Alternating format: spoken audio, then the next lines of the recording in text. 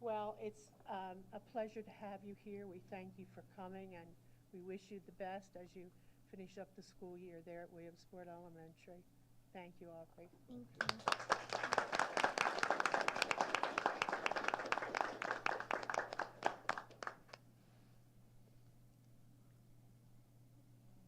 This time we have approval of this afternoon's agenda. Is there a motion, please? So moved. Thank you, Mr. Bickford. Is there a second? Second.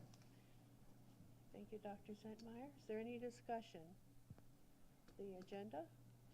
Okay, then we'll move to the vote. All those in favor of approval of the agenda? Okay, we have 6 affirmative. The student member concurs. We have an approved agenda. We'll move to approval of the minutes. Mrs. Williams, I have quite a few motions here, so bear with me. The first one is the approval of the work session dated Tuesday, March 5th, 2024. Thank you, Mr. Gaspard. Is there a second? Second. Thank you, Dr. Zentmeyer. Are there any additions or corrections to the minutes of the work session for March 5th, 2024? Okay, we'll move to the vote. Those voting for approval of the work session minutes? Okay, we had 1, 2, 3, 4. Okay, we have 6, and the student member concurs. The second motion is the approval of the closed session minutes dated Tuesday, March 5th, 2024. Is there a second? Second. Thank you, Dr. Zentmeyer. We'll move right to the vote. All those in favor? Okay, we have 6 affirmative.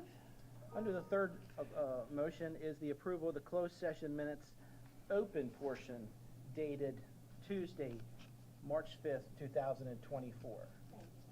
Or is there a second? Second. Thank you, Dr. Zentmeyer. We'll move for the vote. All those in favor? We have 6 affirmative. Our fourth motion is the approval of the closed session minutes dated Tuesday, March 19th, 2024. Thank you. Is there a second? Second. Thank you, Dr. Zentmeyer. We'll move right to the vote. All those in favor? We have 6 affirmative. Under our fifth motion, the approval of the business meeting minutes dated Tuesday, March the 19th, 2024. Thank you. Is there a second? Second. Thank you, Dr. Zentmeyer. Are there any additions or corrections to the business meeting minutes dated March 19th? Hearing none, we'll move to the vote. All those in favor? All right, we have 6 affirmative, and the student member concurs. Our sixth motion is the approval of the work session minutes dated Tuesday, April 2nd, 2024. Thank you, Mr. Gaspard. Is there a second? Second. Thank you, Dr. Zentmeyer. Any additions or corrections to the work session minutes of April 2nd? All those in favor of approval? All right, we have 5 affirmative, 1 abstention. Thank you. Student member concurs with the affirmative. Thank you. Our seventh motion is for the approval of the closed session minutes dated Tuesday, April 2nd, 2024. Thank you. Second. Thank you, Dr. Zentmeyer. All those in favor of approving the closed session minutes of April 2nd? Okay, we have 5, 1 abstention. Thank you. And our final motion is the approval of the closed session minutes dated, for the open session, open portion dated Tuesday, I'll get it out here in a second, April 2nd, 2024. Thank you, Mr. Gaspard. Second. Thank you. Dr. Zentmeyer. Okay, so now we are voting on the open portion of the closed session minutes of April 2nd. All those in favor? All right, we have 5 affirmative, 1 abstention, correct? Thank you so much, Mr. Gaspard. That was a lot. Okay.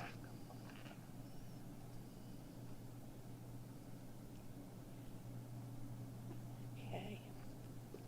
At this time, we will move to the superintendent's report, which we will continue after new business. So, Dr. Sabine. President Williams, Mr. Stauffer, and members of the board. I'm excited to begin my report as we have 7 total recognitions highlighting our student and staff achievements. You know it's going to be a good evening when these celebrations continue on to the second page of our agenda. in the interest of giving our honorees their due time to be recognized, I'm going to ask our staff presenters to introduce themselves and continue these recognitions one right after another. We'll begin with Tim Haynes, our Talent and Acquisition and Development Coordinator. He will be introducing our ESP of the Year winner and finalists. Mr. Haynes.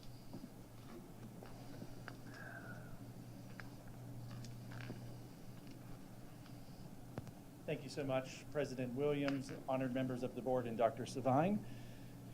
Before I have the honor of introducing our ESP of the Year finalists, we would first like to share a video that was presented at our ceremony on March the 13th.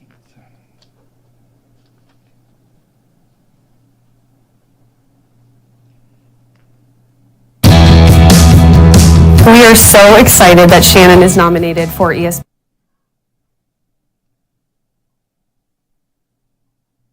of the Year. We are so excited that Shannon is nominated for ESP of the Year. Shannon is one of the absolute hardest working people I've ever worked with. Shannon provides support on a daily basis to every single manager across the entire county. That directly impacts all of our students. Shannon manages over 1,000 special diets, over 22 different menus. She ensures students that are very, very limited in what they can have each day, have the products that they need to eat school food safely and inclusive with everyone else. Shannon has always given 150% for our department. She fosters a great environment, not only for our students, but for our staff. She constantly goes above and beyond, and there is not anything that she would ask someone to do that she would not do herself.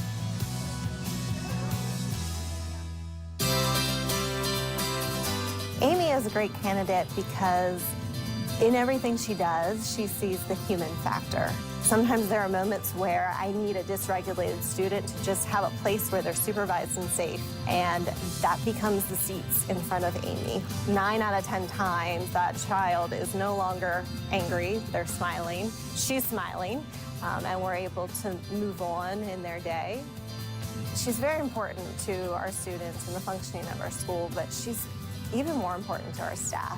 In any interaction that she has, whether it's students or staff, she is always the calm nurturer in those situations, and I think that makes a huge difference in our building. Miss Chris is phenomenal. She is a huge, huge part of our building. As everyone knows, support staff and running a school is so important, and I couldn't do my job without everything that Miss Chris does. She honestly thinks about her work through the eyes of kids. She sees it through their perspective. She believes that every child deserves a nice, clean, safe school, and she works very hard for that to occur every single day. So it truly is her school, and she wants it to be the best it can be. And it is. She has our school looking amazing. We have kids that have been here for years and parents that she's had here, and she loves to hear about their stories, their sports, their activities. And she has the biggest heart that I know, and she just wants what's best for all of us here. She goes above and beyond each and every day for our students, our staff, our families, and everyone depends on her so much.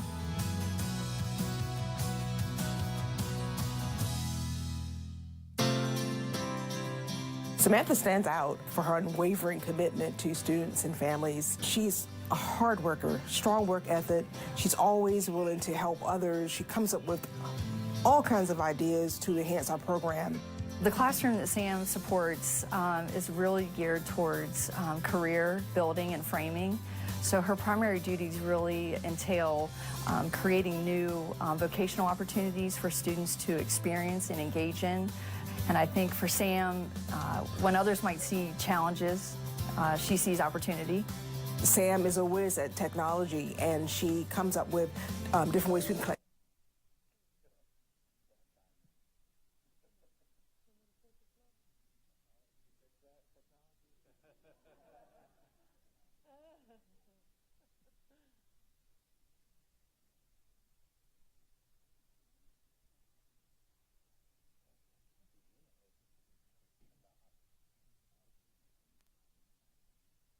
Our virtual banks so that we can give our students incentives for work they do in the classroom. She's always willing to help out without even anyone saying anything. I mean, that's Sam. Norma is an excellent candidate for the ESP of the Year award. She is a wonderful human being as well as bus driver. She genuinely cares about the kids that she transports, and they know that she cares. She's got a great rapport with the families, with the school administrators, and with her coworkers as well. It's really important for the drivers to get to know their students, know their names, know the things that are of interest to them, which she does. She speaks to them, has conversations with them, learns about them. That's important. The kids, they know that, my driver is invested in me and cares about me.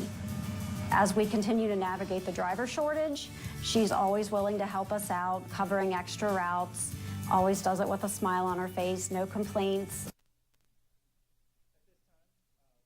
Help us get the kids to and from school and home.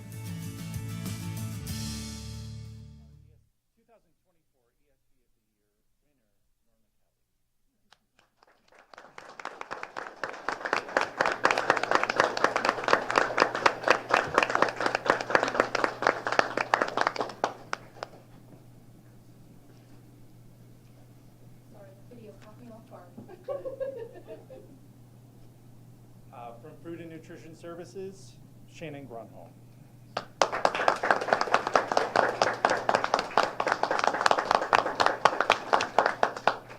And representing Student Support, Samantha Strong.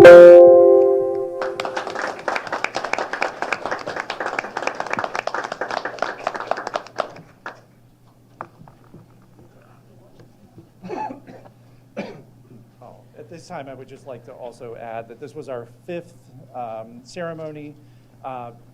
2 other of the ESP finalists couldn't be with us. Amy Motes, who represented administrative support, who you got to see, and Krista Stotler from maintenance and operations.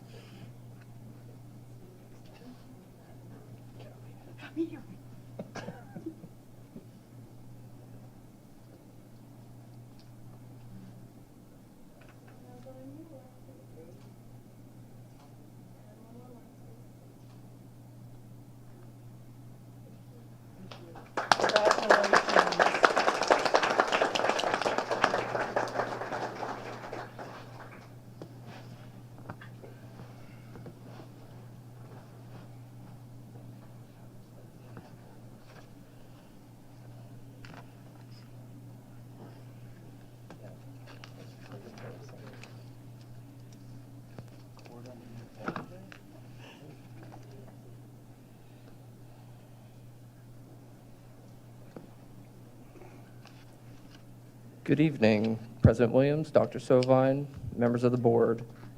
My name is Jesse Orth. I am an assistant principal at Besser Elementary. I am also an advisor for the Washington County Association of Student Councils. It is my honor and privilege to be here tonight to recognize Shraddha Vista, a junior in the IB program at North Hagerstown High School. Each year, the Washington County Association of Student Councils, or WCASC, sends, with the full support of WCPS leadership, a delegation of student leaders to Ocean City for the Maryland Association of Student Councils convention. Some of you may remember we were the host region for this event last year. This year's convention was held from February 28th to March 1st. And on March 1st, Shraddha was elected as president of the Maryland Association of Student Councils. Shraddha is the first student in Washington County to be elected to this office in 61 years. The last MASC president served from 1961 to 1962, and like Shraddha, was also a North High student. Before being elected to this office, Shraddha has been involved in student council since 6th grade, served as second vice president as an 8th grader, vice president as a freshman and sophomore, and is currently serving as president. She's also served in various roles, including this year, the Chief of Staff for the Maryland Association of Student Councils Executive Board. Shraddha is a visionary leader who can see the big picture, but also has the skills and the wisdom to guide and coach her team to make her vision come to life. and I have no doubt that she will represent our district well and lead the Maryland Association of Student Councils to new heights. Sean.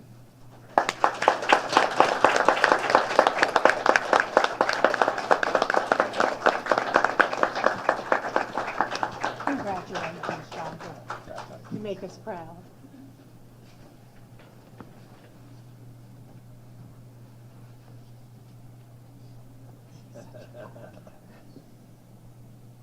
She's already leading.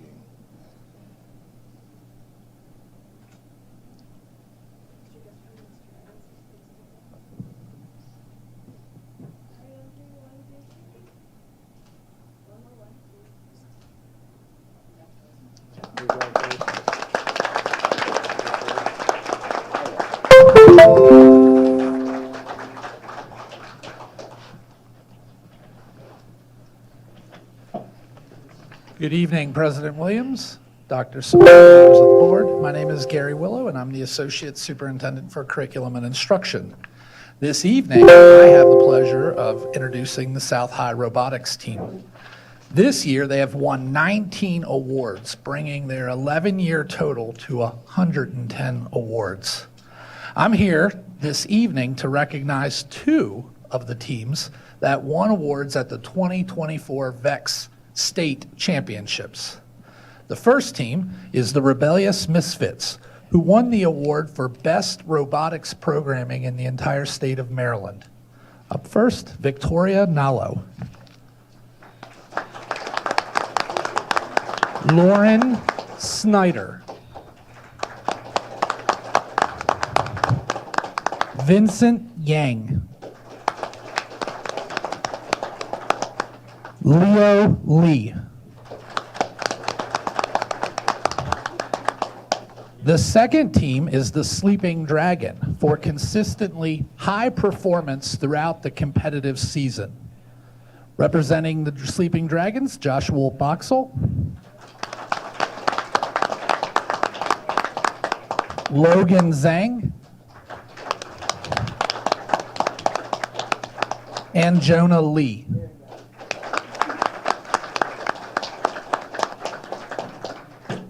I also want to recognize the 2 advisors, Don Custer, who's in his 11th year, and Angelo Nallo.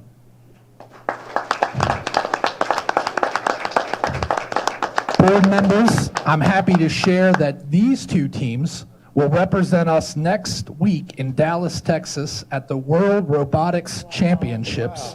And this is the 7th year South High has had a team competing in the World Championships.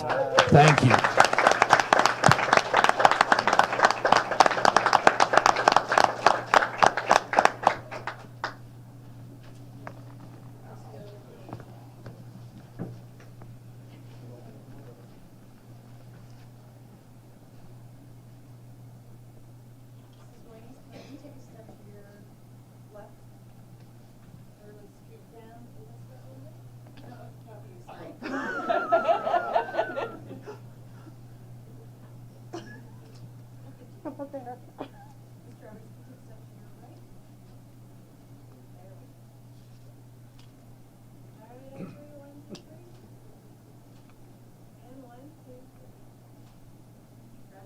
Congratulations. Do well in Texas.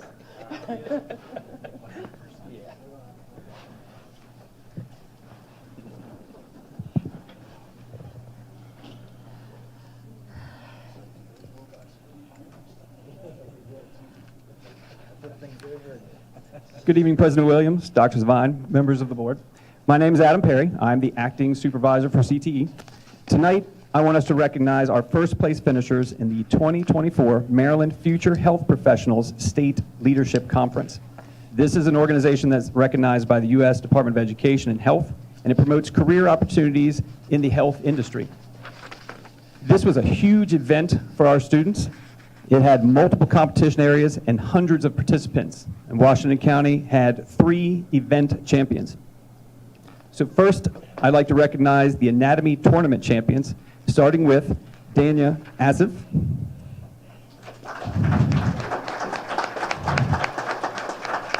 Jessica Klein. Nisi Ellis.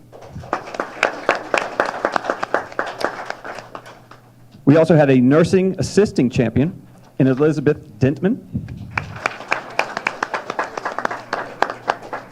And a job seeking skills champion in Jeremy Fox.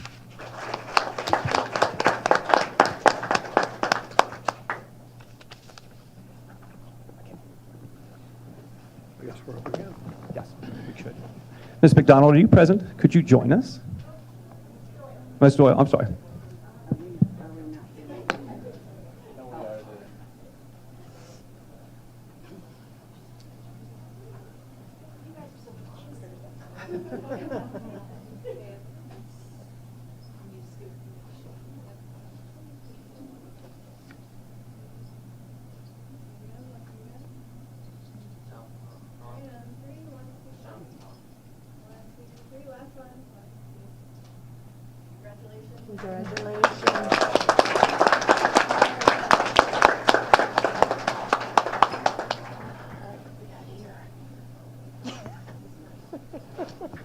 Thanks.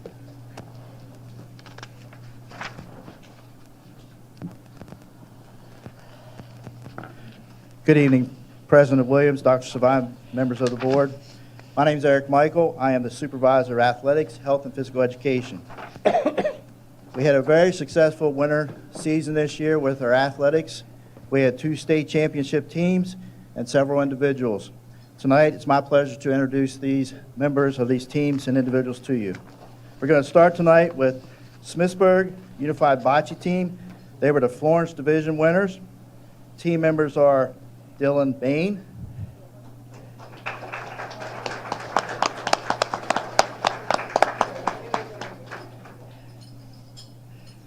Alonzo Malero Machado,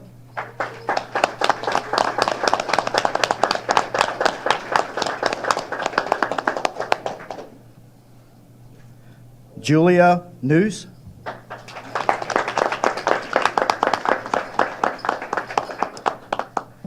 Sydney Noose,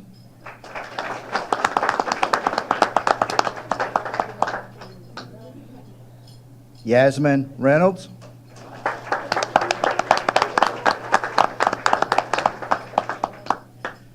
Julian Walk,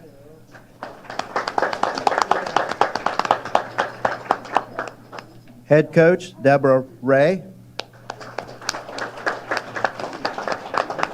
and assistant coach Larry Eichelberger. The 2024 Unified Florence Division Bocce Champions.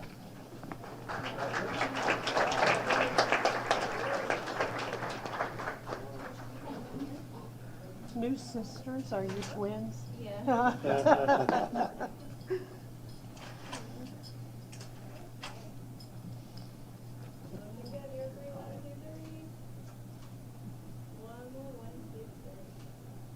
Congratulations.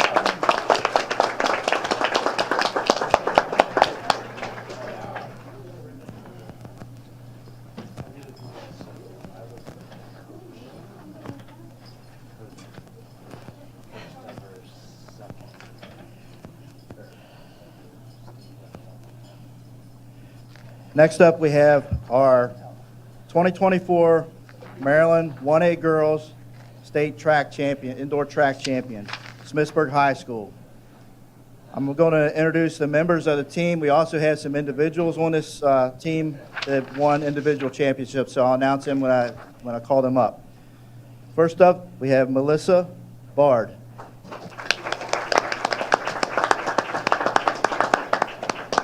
Jordan Davidson.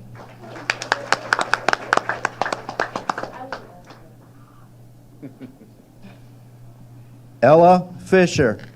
Ella is also a member of the 4x800 meter state championship team.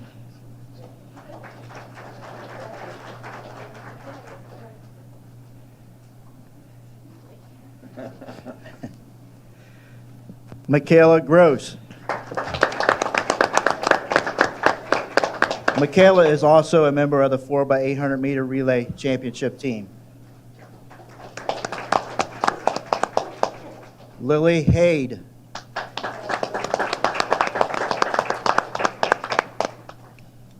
Kayla Hallbecker. Kayla is also a member of the 4x800 meter relay team. Emma Joya.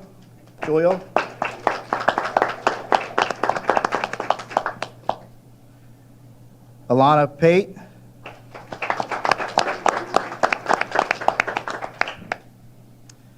Alex Spithaller. Alex was also the 1A state pole vault champion.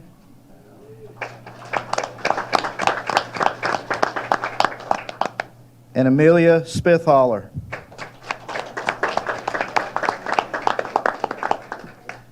Head coach Adam Rudy. Assistant coach Gus Grissom.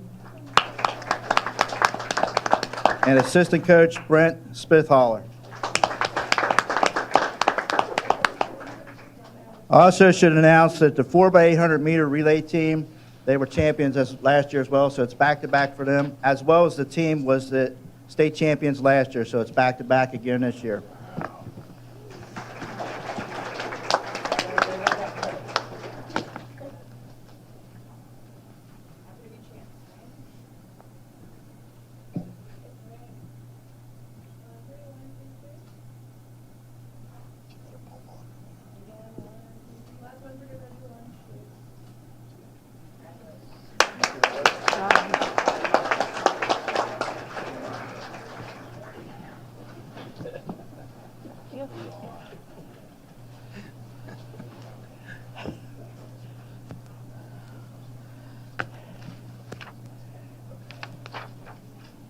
And then we have two individuals from two different schools. First up, we have the 3,200 meter 3A state champion, Lauren Stein from North Hagerstown.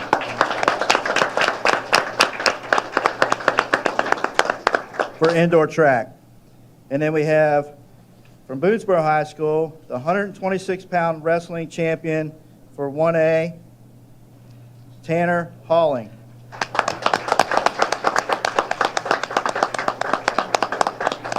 And with Tanner tonight is his assistant coach, Brett Nally.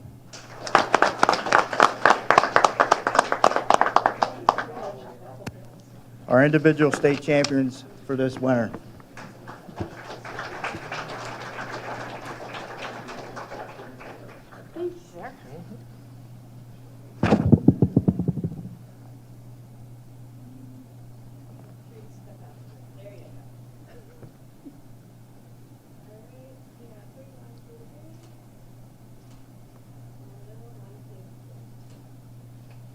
Congratulations.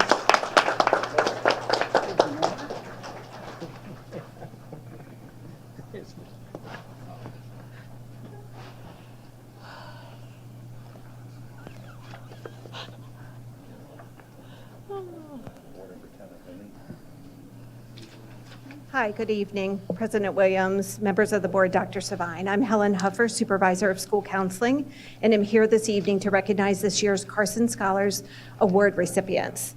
WCPS has one new Carson Scholars Award recipient this year. The student was nominated and selected to receive this award based on academic achievement and community service requirements. This is a national award that the student was selected out of thousands of applicants. I would like to recognize Maggie Herbst from Cascade Elementary for this award. Congratulations.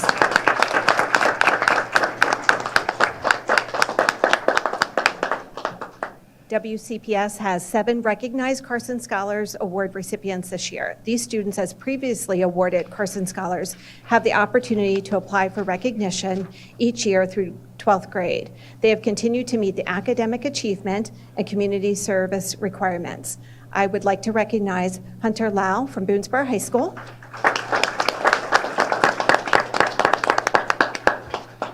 And Elizabeth Cross from Smithsburg Middle School. I would also like to recognize the following students who achieved this award and were unable to join us this evening. Alyssa Davis from Boonesboro High School, Sarah Freshour from Boonesboro High School, Emma Waite from Boyd J. Michael III Technical High School, Madeline Mills from North Hagerstown High School, and Justin Grabenstein from Northern Middle School. Congratulations.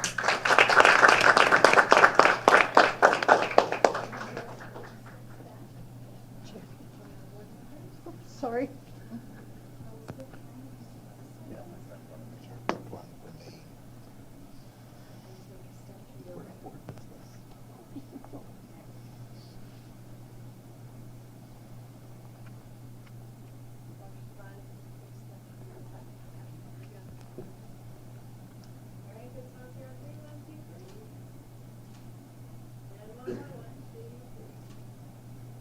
Congratulations.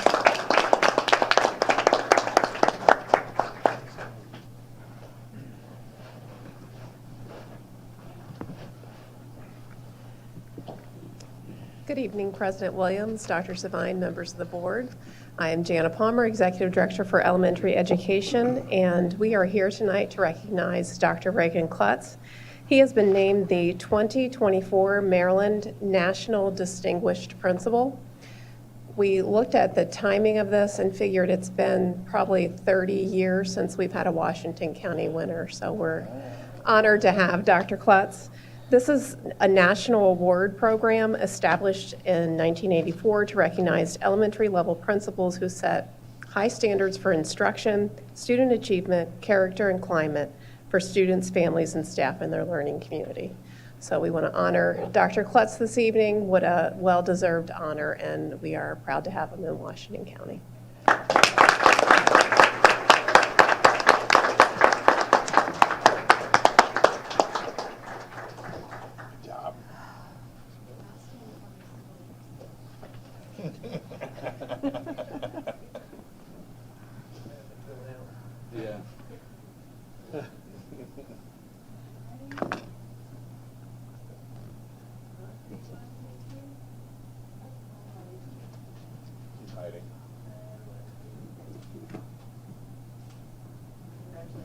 Dr. Klutz, thank you so much for all you do. You make us so proud. Appreciate it. Thank you. You're so deserving.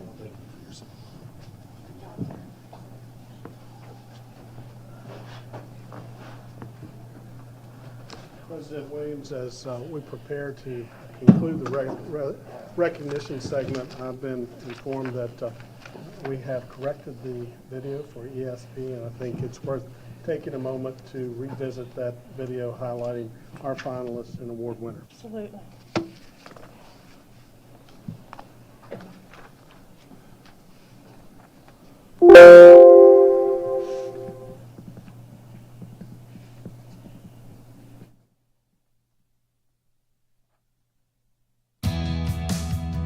We are so excited that Shannon is nominated.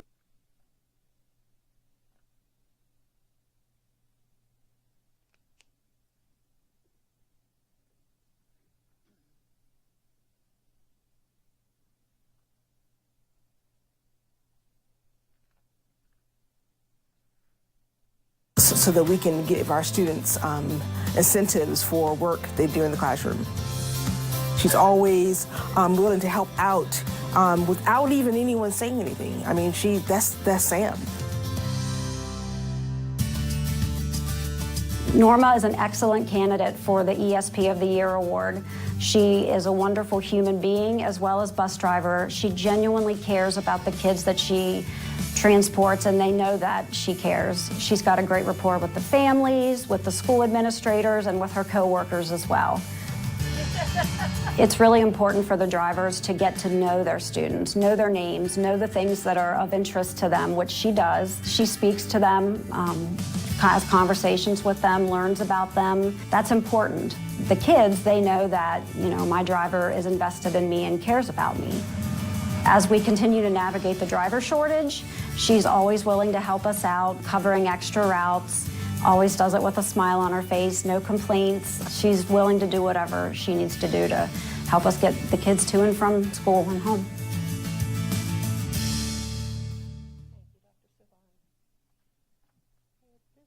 We'll move to public comment. And we do have some individuals who have signed up in advance, so I'll be calling them in order. Before we begin, I'd like to read from Board Policy KD, Procedures at Business Meetings.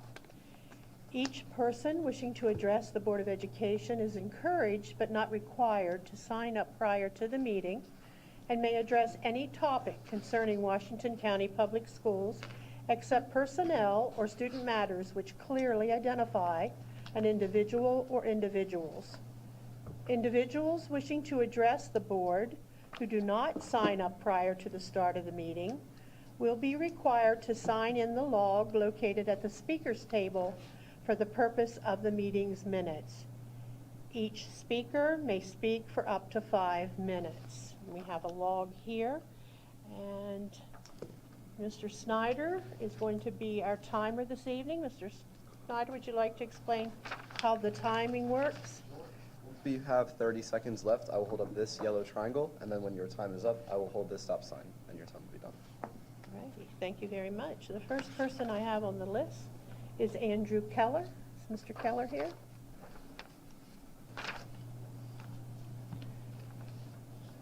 Right here.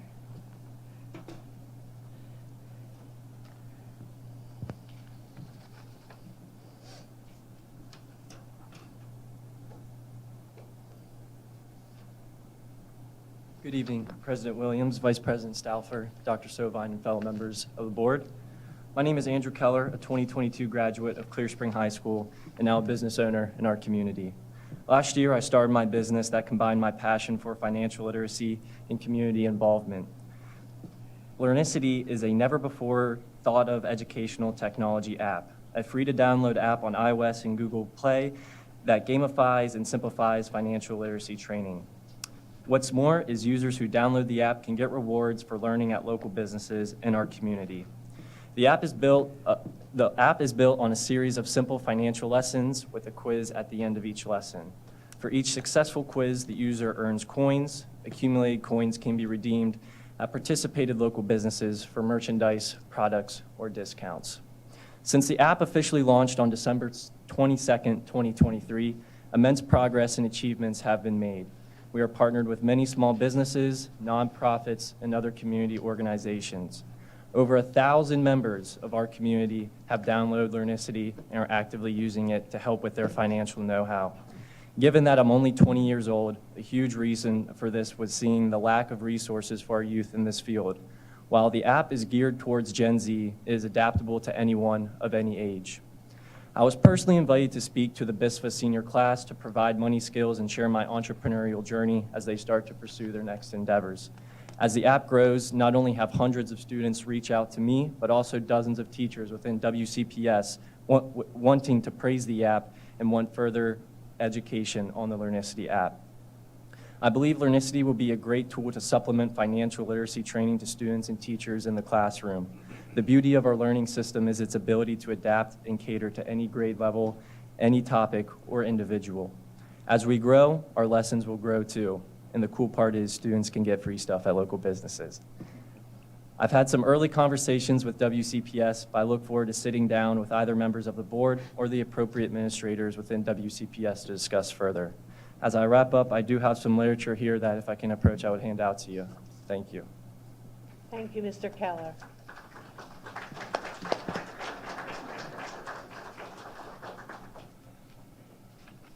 I can just pass them down if you want me to.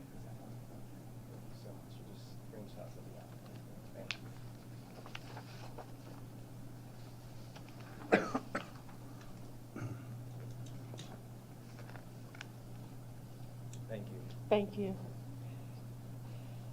Marsha Flowers? There's 3 pages. Good evening.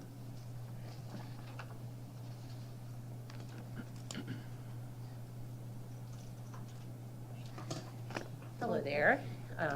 Thank you, Dr. Sovine and President Williams and the rest of the Board of members for taking the time to listen to concerns within the walls of the elementary schools. As you said, I'm Marsha Bocek now. from Hancock Elementary, and this is my 32nd year of teaching with one more to go. I want to talk about 3 main points in these quick 5 minutes. I'll talk fast. That have weighed heavy on my heart all year, as well as other years, but especially for those that still have several years ahead of them. This is the first meeting I could attend for a while, or I would have spoken sooner. Number 1, I would talk about attendance. If students aren't at school, they can't learn. If students come in late or leave early, they miss at least one part of one class or more. And I understand going to appointments or being sick, but I'm not talking about that. Chronic absenteeism. If school was their job, students would be warned or eventually fired, like other people are. This rolls over into our workforce. As this box of Pandora was left unattended over the last several years, now later, people just don't show up to work or think that attendance matters in their workplace. After all, there's been little to no consequence for it growing up through school. Kids missing anywhere from 30 to 40 to 90 plus days of school are continually moving on to the next grade. There are 0 consequences for anyone other than a letter sent home and maybe an SST meeting. There are also kids that have not attended school in 2 to 3 years that have come back and just go into a grade based on their age, and they're very behind. There's no testing or criteria, they're just put in that classroom. They get further and further behind, which leads to point 2, grades. In elementary, we moved from using an ABC standard to basically a 4-3-2-1 about 15 years ago. And I don't mind that scale completely in theory. What is a problem, though, is even when it was letter grades, whether the student got all D's or U's or F's, whatever you want to call it, or if they get all 1s, which is currently what we would use now, that's the lowest they can get, they continually pass to the next grade. Some have IEPs, but most of them do not. But in elementary, honestly, grades mostly don't matter. They do not matter in the way they should or they have in the past. There are many philosophies around it, and I get that, but kids don't fail or repeat or are expected to go to summer school, which leads to my last point, which is behavior. Behaviors and consequences. Simply put, they're out of control. And on the charts, off the charts in ways I could have never imagined when I started 32 years ago. Just today, I'm dealing with a kid in my room that has threatened multiple students that have, and I'm just going to repeat some of the things, I think I can say that, not to say names or anything, but has said to either adults or to other kids, I want to kill you, I know where you live, I have a hit list to deal with all the people that have made me mad, and I'm going to hire a hitman to wipe that kid off. I'm one teacher out of 2,000 in this county, and one school out of 41. I'm a teacher at a small school, a community school in the rural part of the county where things never used to happen. It is in all schools daily now. WCPS is usually on the cutting edge of so many areas of technology and resources. So why don't we get on the cutting edge of behaviors and discipline? It simply is not sustainable in keeping educators in the business of teaching kids effectively. We're teaching young kids that this behavior is the norm, that it's okay, we should just accept it and act normal and continue to learn and ignore it, while beating the walls, attacking teachers and students, throwing objects, yelling or screaming for minutes at a time. I invite all Board of Ed members, and I say this respectfully, to stay a full day in just about any of our elementary schools for a day, especially a classroom that has these extreme behaviors, but daily behaviors, and then tell me if you would learn in that environment. Better yet, would you willingly put your grandchild in one of these rooms and think they are getting the best education? Because I wouldn't, and I have 3. We have to do better than what we're doing. It is not working. This continued decline in extreme behaviors over the last 10 years is rolling so quickly down a hill, heading straight towards us all. It is in every small and large school, Title I or not. And sadly, the non-Title I schools, which is us, are lacking the extra staffing to deal with it. So people are pulled from their positions to help with these extreme behaviors. Staff can't do their jobs. People are quitting and retiring early, left and right. One in particular that is one of my coworkers who is willing to be on the cutting edge to put a dent in something or a solution, because our kids deserve it.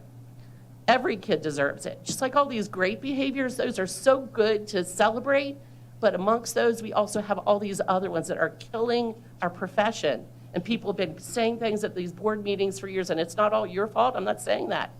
But we've got to do something. What we're doing is not enough. So technology is important, so are behaviors. So all these kids get a chance because they're screaming out for help, and they're not getting the help that they need. But everybody else is having to pick up the pieces. Attendance issues, importance of grades issues, extreme behaviors with little to no consequence. We don't have time to lose.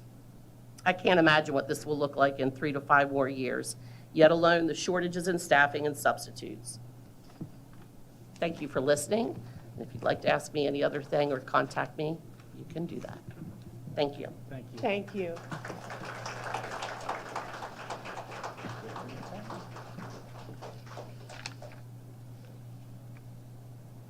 Shraddha Vista is the next person on the list. Good evening. Good evening, President Williams, Dr. Sovine, and members of the Board of Education. My name is Shraddha Vista. I'm a junior at North Hagerstown High School. I wanted to start again by thanking you guys for recognizing me at the beginning of this board meeting and for your continued support of leadership at the local and state level. I'm here currently as the president of the Washington County Association of Student Councils to give a quick update about what we have done as a county-wide student council this year. To start off, we held 4 general assemblies, actually in this room. I stood right there for them, from September to April. We held workshops to build student leaders in our schools and our counties. We held roundtables on issues that students felt most strongly about, and we voted on stances for bills going through the Maryland General Assembly to make sure that the student voice of Washington County was heard all the way in Annapolis. At our last General Assembly this past Friday, we also voted on our officers and at-large members for the 2024-2025 Washington County Association of Student Councils. This board represents 5 of our high schools, which is 1 more than we had at this year. Outside of these general assemblies, we've held 2 online forums, 1 on student issues and 1 on how to overcome school burnout. We've also made our presence at the statewide level known. Washington County currently holds 5 of the 40 seats on our Washington County Executive Board, which is 2 more than we had last year. And we've also kept a strong delegation at all of the 3 major conferences for the Maryland Association of Student Councils, one of them being hosted at our very own South Hagerstown High School just last Saturday. As we wrap up this year, I cannot wait to see what our next year of Board of Student Leaders does and all that they accomplish to make sure that the voice of the students of Washington County is heard. And of course, as I conclude, I want to thank you all as the Board of Education and the entirety of WCPS for their continued support of WCSC and the student leaders of Washington County. Thank you, guys. Thank you. Thank you, Ms. Vista.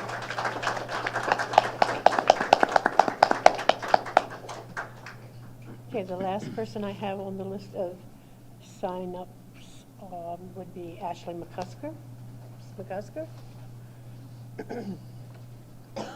Good evening. Hey, everyone. Can you hear me? Okay. Our schools are in crisis. Everyone I talk to, from students to parents to teachers, say behavioral issues in schools are only getting worse. We need all hands on deck and everyone advocating to put consequences back in school. We must not tolerate violent and destructive behaviors. My heart goes out to the students who have the behavioral issues because I can only imagine what most of their home lives are like. However, why is their trauma the only trauma that matters? What about the trauma their classmates are experiencing?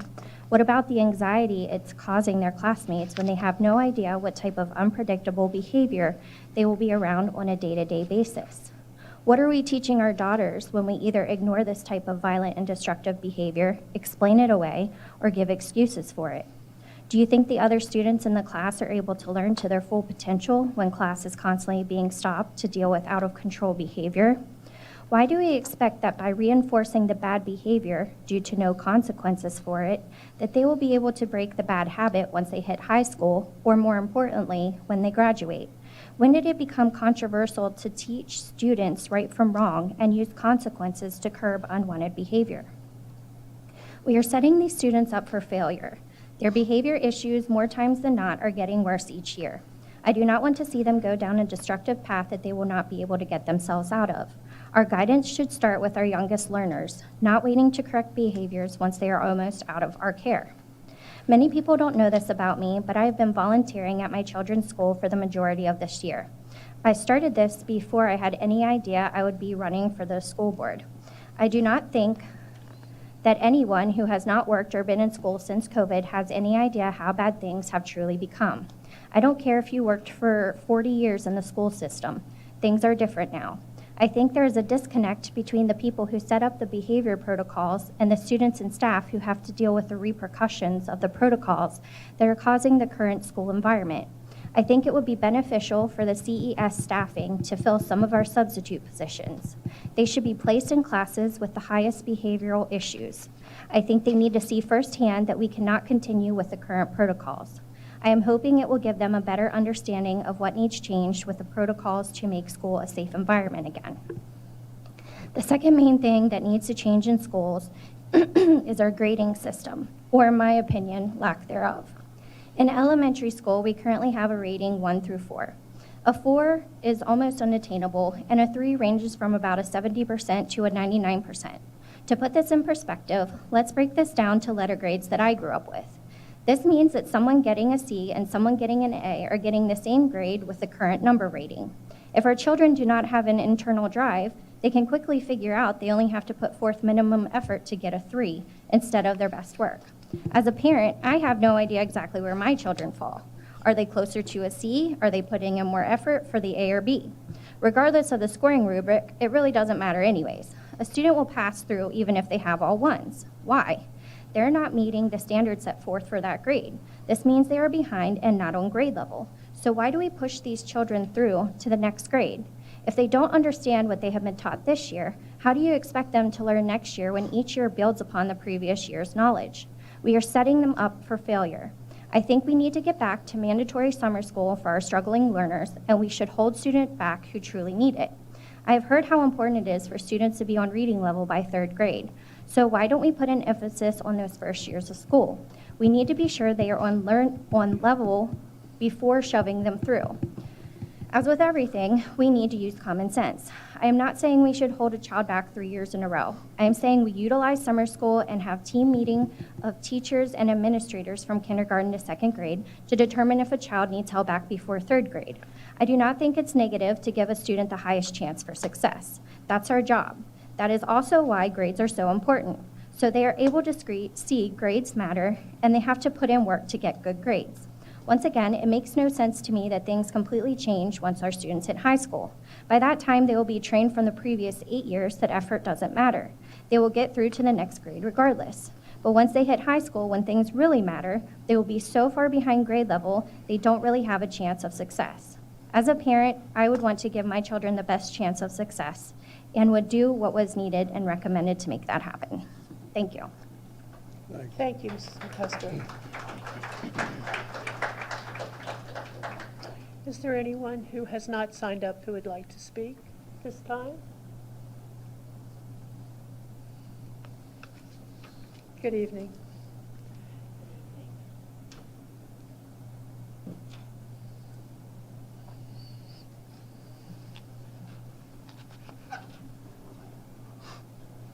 Good evening, President Williams, Dr. Sovine, and members of the Board of Education. I'm Carol Maan, President of the Washington County Teachers Association.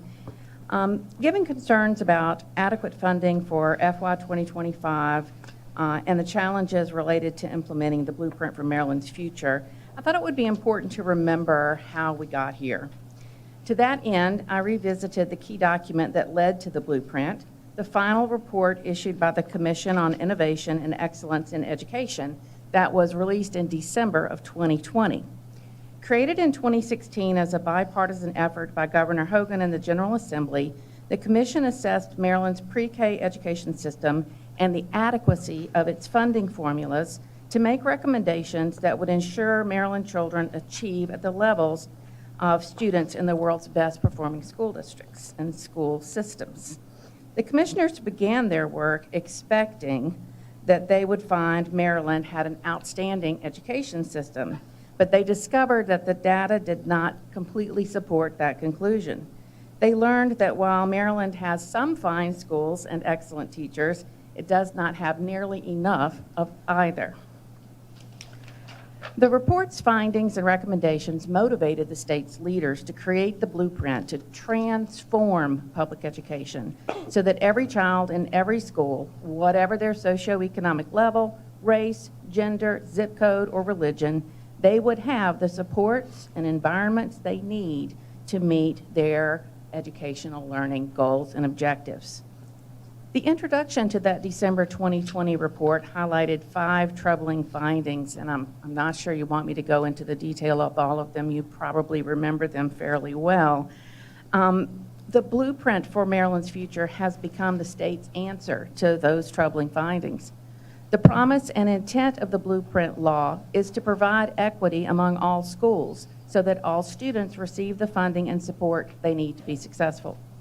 While WCTA and MSEA leaders have concerns about some of the law's specifics and the ways it is being implemented in some places and in some ways, we do support the promise and intent of the blueprint, and our members and leaders are lobbying to improve the law and address implementation concerns so that specific issues can be addressed and the law improved.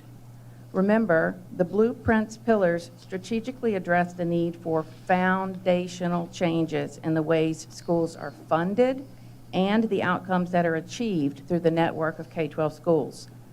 Prior to the passage of the blueprint, independent analysts found that public schools were receiving $3 billion less in funding than they needed annually, equating to about $2 million of underfunding per school every year.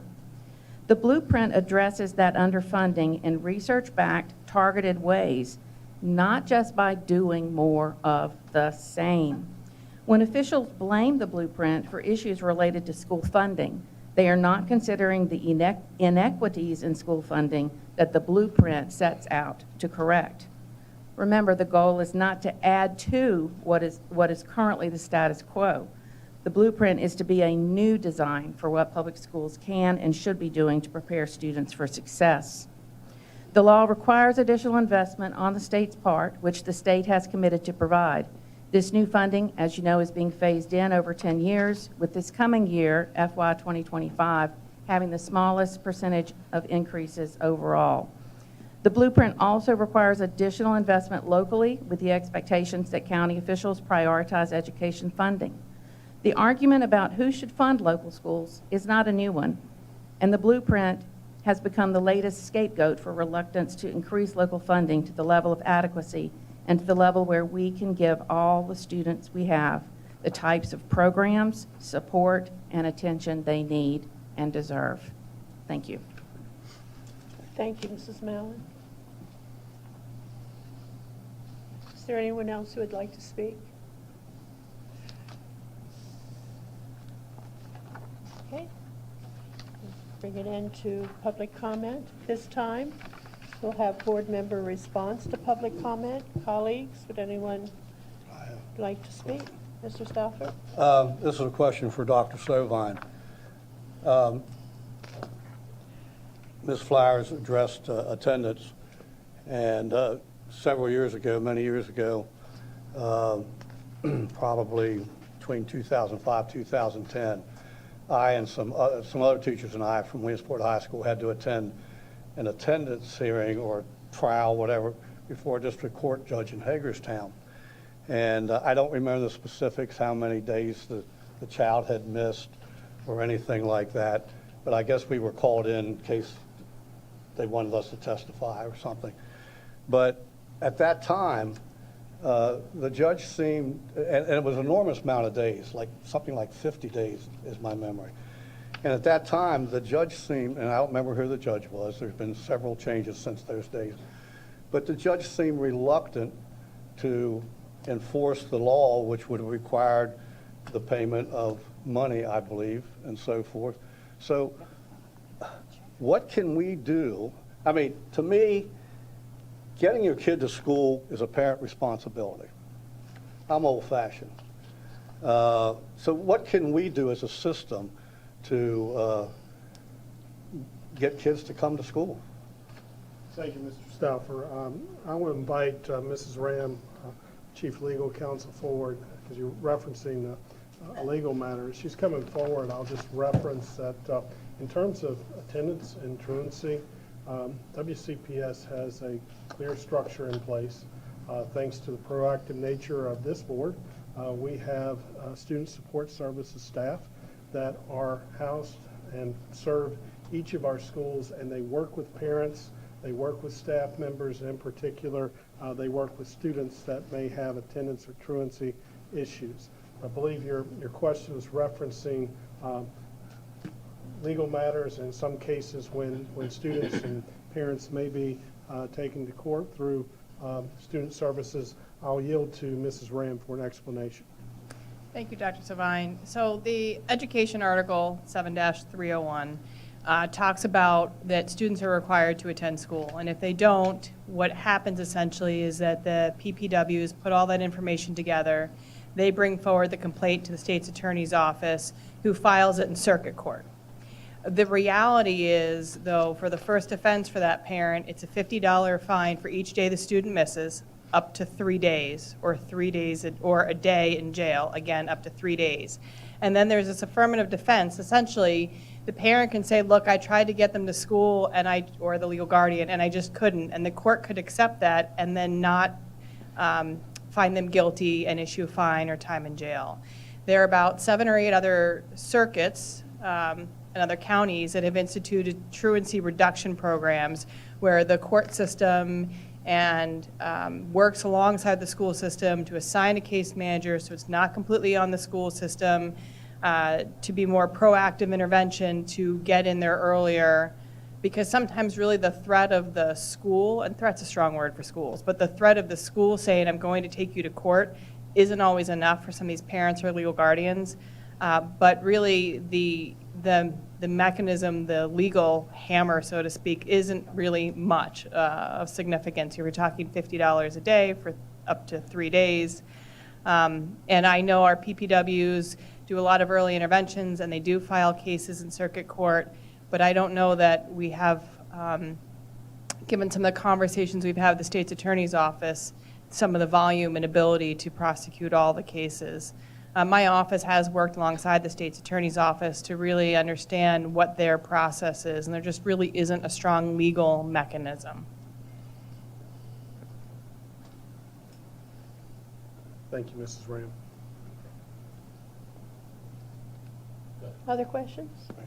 Graham?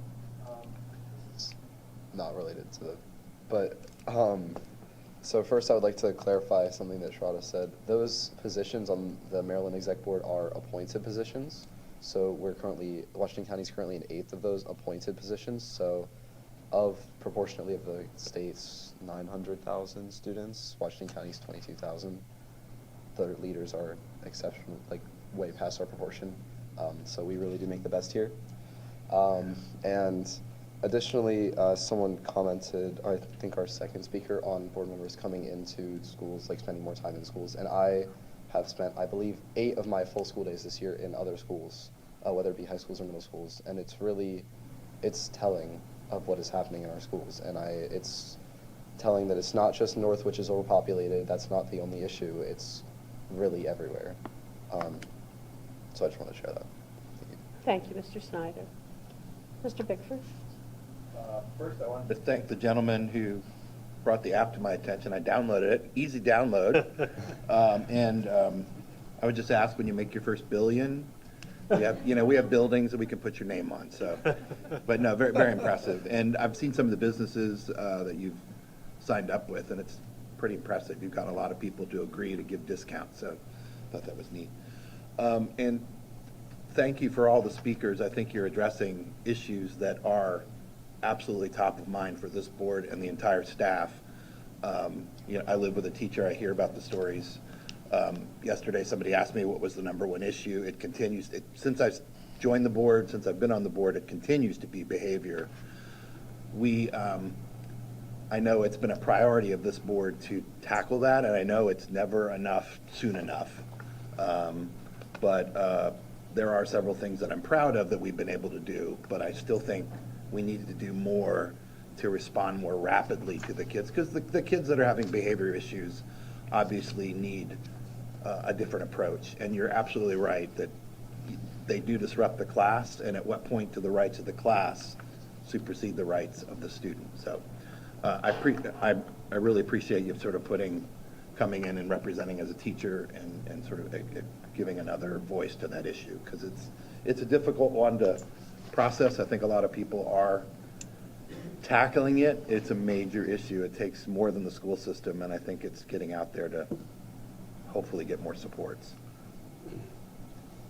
Well said, Mr. Bickford. Mr. Gessler. I just have a question for Mrs. Rand. How many, I guess, students have we had concerns with their attendance that we've taken it to the next step, where we've contacted the family and we've threatened to take them to court? Have we, I mean, obviously there's a lot of attendance issues, so how many have we done this year? So my office is not directly involved in that. Jeremy Jacoby would have that information, so we certainly could find that out for you and let you know. I'd be interested in finding out. Yep. Thank you. Mr. Gessler, I appreciate that point. I'll be glad to work with our Student Services Department, and we can provide that information to the board. Yes. So I promise this wasn't planned, because this is, and I want to say Ms. Bardo, is that what you said your new name is? Ms. Bardo? Bobak, sorry. I promise I listened. Yeah. Yeah. So I brought this up at our budget session while you would have been teaching. And I mean, to me, and it's disappointing to me because I've brought this up many, many times, and it just seems like we just gloss over the potential solution. I understand there's laws on how we can handle some of these behaviors, but when a kid is disrupting class to the point where everyone else isn't learning and we know it's happening, but we also have the tools to do this. For the life of me, I don't understand why we are not taking ABLE more seriously and using the tools that came about from COVID. I mean, we have these kids who are disrupting class. I'm sure there's an empty space in the school where we can house some of these kids that just are disrupting everyone. They could go in and they could learn online. We can figure this out. But it just seems like we have people coming in and telling us that there's stuff wrong. And I personally don't see us doing it. I know we talk a lot about it, but I just don't see us doing anything. And we have things available to help us. You know, we talk about, we got to pay our teachers and we got to do this. They absolutely deserve to get paid. But the reason why they're leaving is not because they're underpaid. That maybe that's why they're leaving, but the reason why they're looking is because of the behaviors they're seeing. And, it's disappointing to me that we're not doing more. We're presenting some of this stuff with the innovative learning hub and everything, and I feel like this should be a part of it. And I just don't know what we're doing to address these behaviors, and it is disappointing to me. I'd like to say that I think we are doing things. I think that we have put behavior at the forefront of what we are trying to do with changing the culture and climate. We have put behavior analysis people into our schools. We have behavior specialists in our schools. We have security assistants in our schools. To remove a child, there are laws that protect the rights of a child. To say to a child, because of your behavior, you're going to have what some might consider a subsistent means of education, to me, doesn't sound quite right. We have laws about least restricted environments for special education students.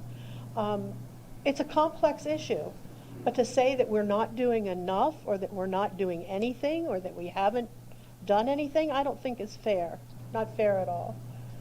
I think this superintendent and this board has made an effort. Is there more to do? Absolutely.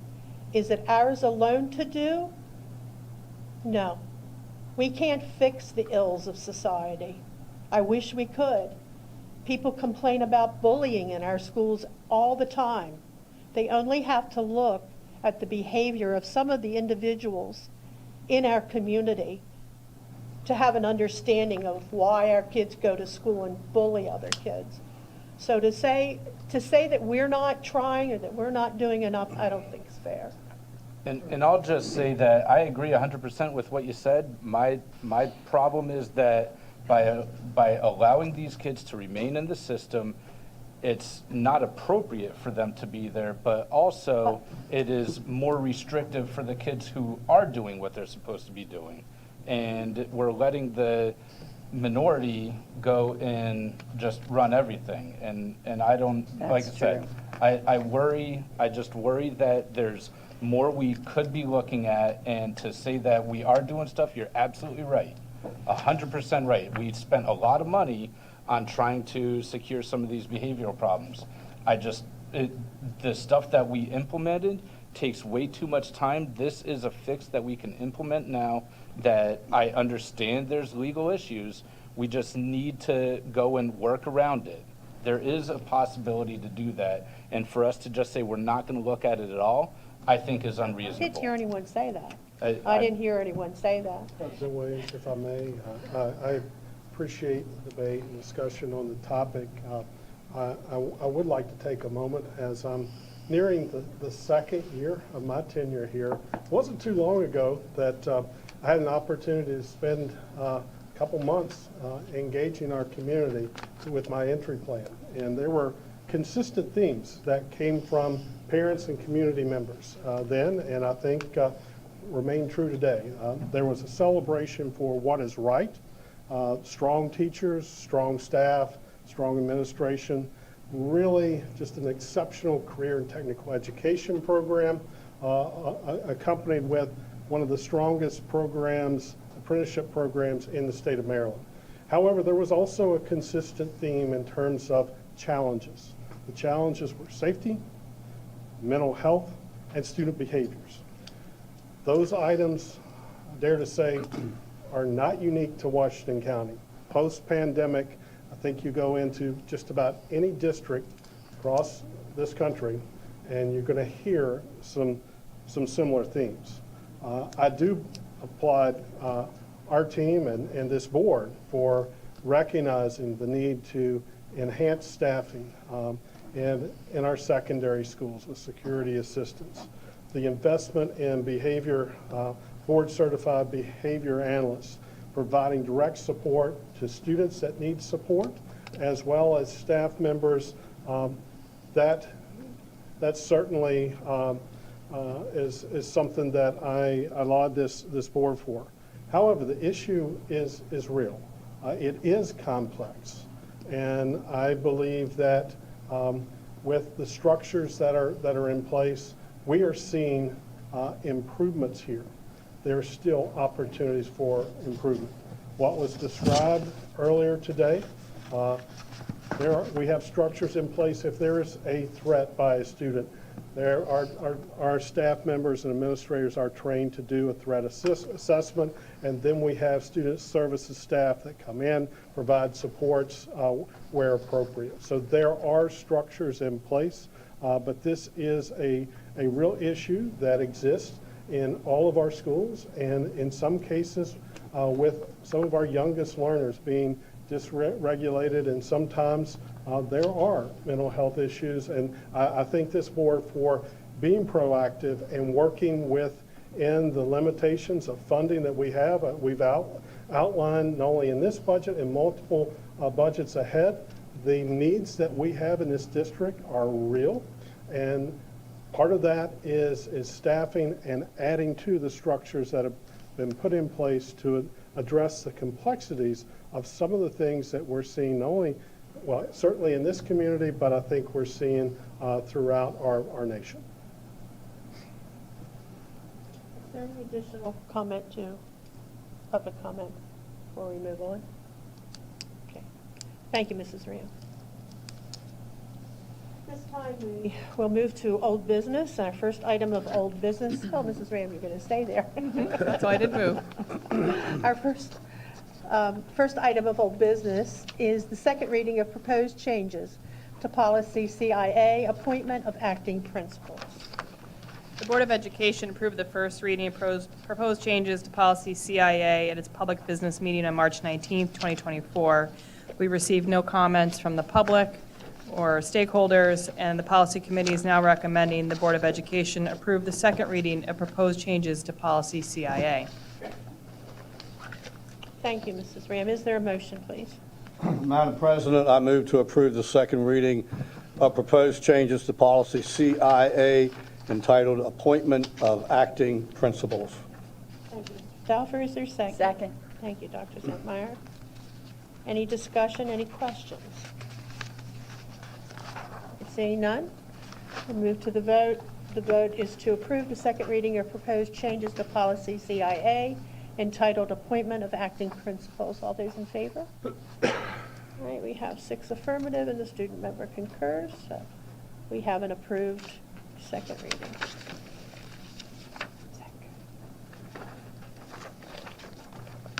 Okay. Next action item is the second reading of proposed changes to policy DFA, revenues from investments.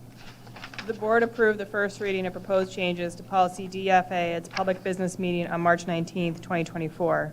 The policy committee met on April 11, 2024, and discussed the comments and concerns raised by Dr. Zentmeyer during the first read.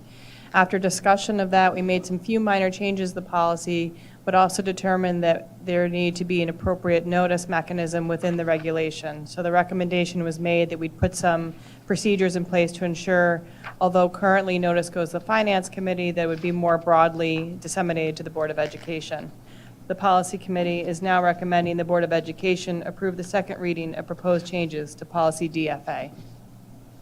Thank you, Mrs. Ram. Is there a motion, please? Madam President, I move to approve the second reading of proposed changes to policy DFA entitled Revenues from Investments. Thank you, Mr. Stauffer. Is there a second? Second. Thank you, Dr. Zentmeyer. Any questions, comments? Just thank you.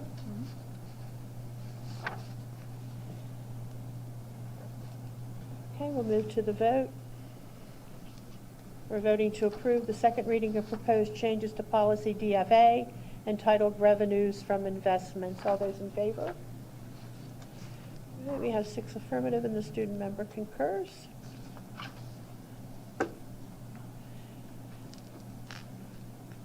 Okay. Next action item is the second reading of proposed changes to policy DI/DIA, fiscal accounting and reporting. The Board of Education approved the first reading of proposed changes to policy DI/DIA at its public work session on March 19th, 2024. The Policy Committee is now recommending the Board of Education approve the second reading of proposed changes to policy DI/DIA. Thank you, Mrs. Ram. Is there a motion, please? Madam President, I move to approve the second reading of proposed changes to policy DI/DIA entitled Fiscal Accounting and Reporting. Thank you, Mr. Stauffer. Is there a second? Second. Thank you, Dr. Zentmeyer. Do we have any questions, comments? Move for the vote. We're voting to approve the second reading of proposed changes to policy DI/DIA entitled Fiscal Accounting and Reporting. All those in favor? All right, we have 6 affirmative, and the student member concurs.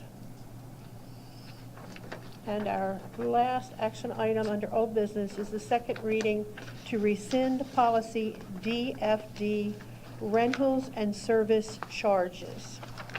The Board of Education approved the first reading to rescind policy DFD at its public business meeting on March 19th, 2024. The Policy Committee is now recommending the Board of Education approve the second reading to rescind policy DFD. Is there a motion, please? Madam President, I move to approve the second reading to rescind policy DFD, rentals and service charges. Thank you, Mr. Stauffer. Is there a second, please? Thank you, Dr. Zentmeyer. Any questions or comments regarding policy DFD? We'll move to the vote.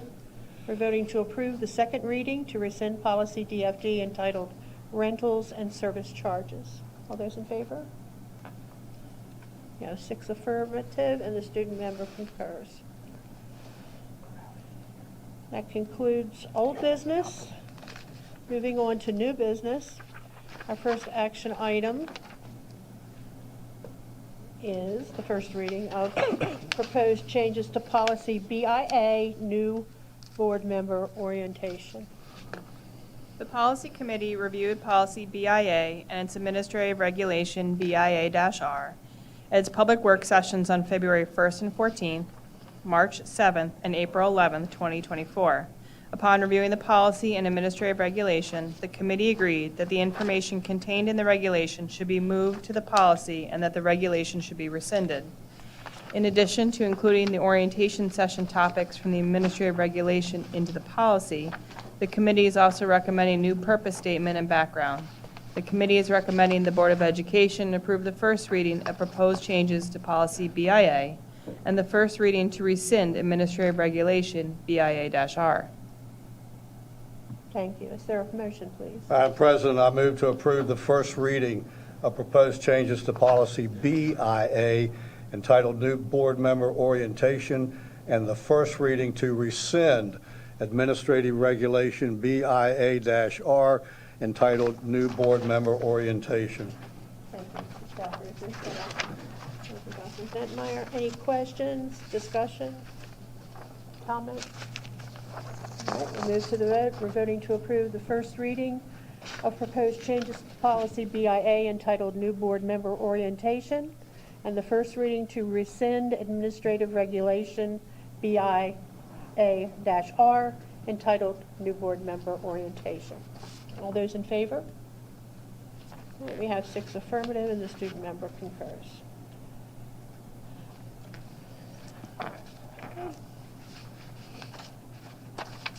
Next, we have the first reading of proposed changes to policy EC, improvements on school property.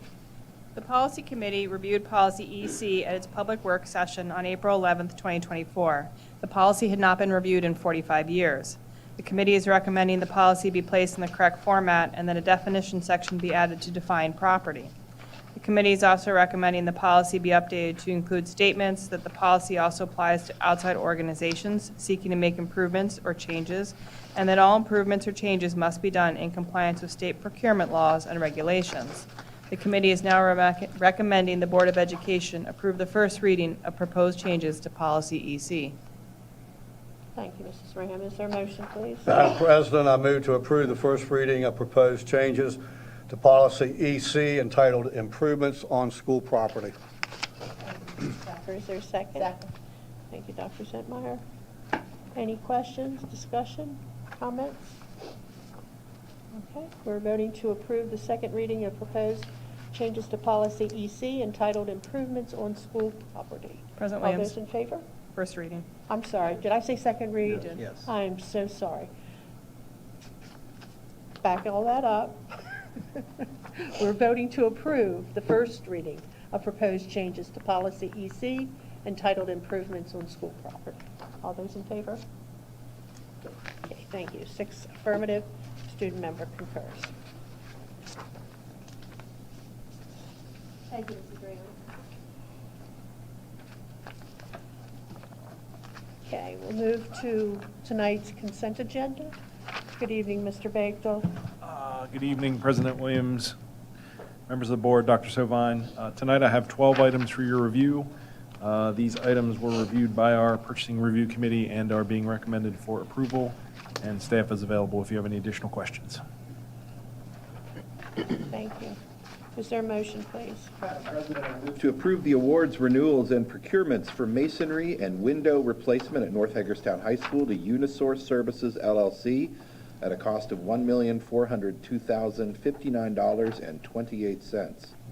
Roof replacement at Smithsburg Middle School to Tecta America East, LLC, at a cost of $2,448,900.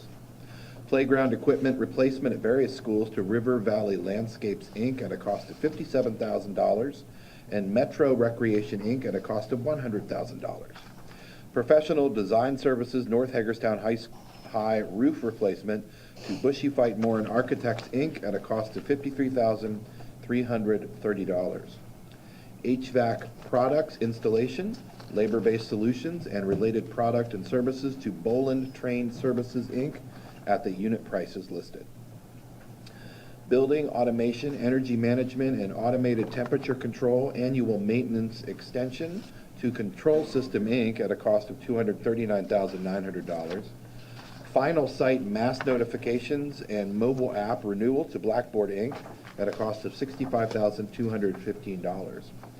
Remind Communication and Engagement Platform renewal to Remind 101, Inc. at a cost of $66,600. Earth Space Science Textbook Core Resource to Houghton Mifflin Harcourt at a cost of $54,686.30. Capti Assess ETS Read Basic to Charm Tech Labs LLC at a cost of $73,100. Digital Curriculum for Secondary Education renewal to Edmentum, Inc. at a 3-year total cost of $493,834.80. And M-Class Dibbles Assessment System renewal to Edmentum, Inc. at a cost of $67,050. Is there a second? Second. Thank you, Dr. Zentmeyer. Any questions or any discussion? I have one. How much is the playground equipment replaced at various schools? I'm just curious. It's a Project Open Space grant, which means it has to be open to the public, right? I believe so. I don't know the ins and outs of that. Open space money? Yeah, right, Yeah. right. So how much what's the division there of the 100,000? So it's 90% covered by Project Open Space, 10% okay. general fund. Thank So 90% of the 100 of the project with or for 90%. Williamsport Elementary yeah, project. Williamsport. Thank you. Williamsport's 100, of which 10,000 is Board of Ed, 90,000 is Project Open Space. Didn't we do the masonry and window replacement at North High last year? No, that was the design. That was the, oh, wow. Okay. Any other questions before we move to the vote? Mr. Bickford's motion, Dr. Zentmeyer's second, to approve the awards, renewals, and procurements as presented by Mr. Bickford. All those in favor? 6 affirmative. Student member concurs. Thank you very much.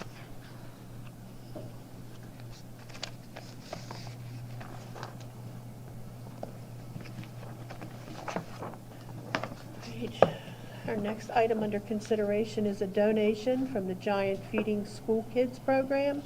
We have Mr. Mike Embley, the Director of Food Nutrition Services, to present. Good evening. Good evening, President Williams, members of the board, Dr. Savine. Once again this year, we participated in the Giant Feeding School Kids Roundup program. All 4 Martin's local stores participated in asking their customers to round up their bill. This year, the initiative raised $28,113.52. I'd like to express our appreciation and thank our local Martin stores and the Giant Company for their continued support of WCPS Food Nutrition Services. I'd also like to thank the community members who said yes to rounding up their total to support our programs. If approved by the board, these funds will be used to purchase approximately 5,000 extra meals and snacks to send home with students this summer for weekends. We will also use a small portion of the funds to offset accrued debt to those students who become eligible for free and reduced meals throughout the year. I'm requesting the board approve the donation in the amount of $28,113.52 from the Giant Feeding School Kids Roundup program. Thank you, Mr. Embley. Is there a motion? Madam President, I move to approve a donation in the amount of $28,113.52 plus food items from the Giant Feeding School Kids program to the Washington County Public Schools Food and Nutrition Services. Thank you, Dr. Zentmeyer. Is there a second? Second. Thank you, Mr. Bickford. Any discussion, any questions? It's painless. You just push the button in the auto line and say yes if you're in the other one, and you don't even miss it. Thank you. Huge impact.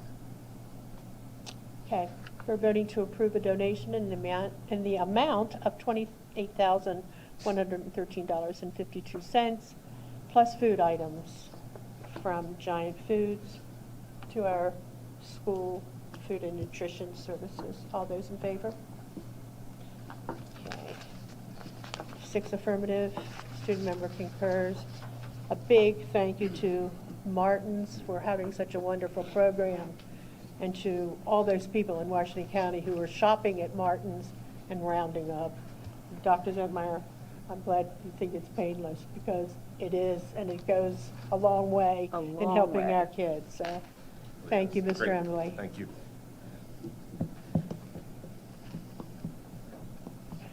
Okay, next up, we have a memo of understanding for advertising rights agreement with South Hagerstown High School's Athletic Boosters, Inc. We have Mr. Prue, our Chief Operating Officer, here to present. Good evening. Thank you, Mrs. Williams, members of the board, Dr. Svine.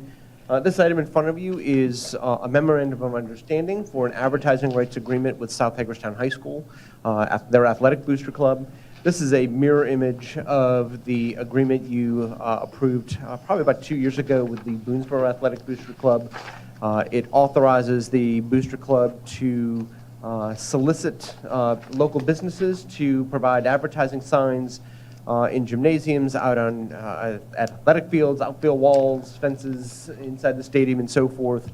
Final approval of that advertising right and what it will be displayed on the signs does come back to the Board of Education for approval, but it is a fundraising mechanism for our booster clubs, and of course all the proceeds then go back into our schools supporting our students and programs both athletically and academically.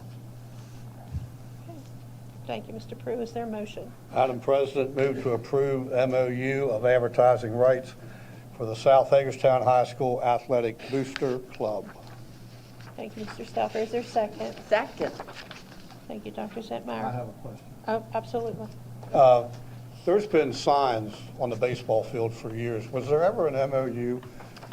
There is not. Because I know the athletic director who first got that idea up, and they've been there for years. There is not. At South Hagerstown High School, there was a 501c3 under the name of, I'm going to forget it now, South Hagerstown High School Community Partners, I believe, that fostered that program and turned those funds back into basically for use of the school principal to support students in their academic needs.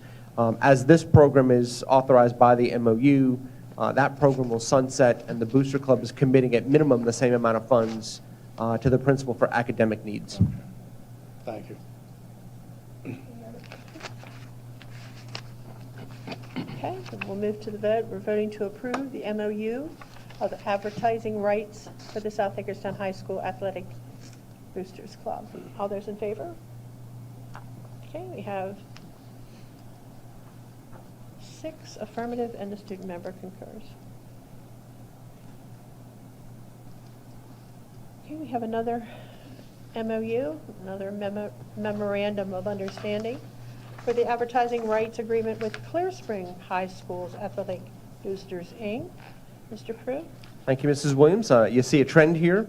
We are working, to Mr. Stauffer's point, to rein in some of the rogue advertising and perhaps get that a little bit more under the control of the board, not necessarily controlling the advertising, but at least ensuring that you have some say in what's being hung on your property. So this agreement is now with the Clear Spring Athletic Booster Club. Same agreement. Thank you. Is there a motion? Madam President, move to approve MOU of advertising rights for the Clear Spring High School Athletic Boosters. Second. Thank you, Dr. Zentmeyer. Any questions? Any discussion? Okay, we'll move to the vote. We're voting to approve the MOU of advertising rights for the Clear Spring High School Athletic Boosters. All those in favor? All right, we have 6 affirmative. Student member concurs. Thank you very much. Thank you, Mr. Prue.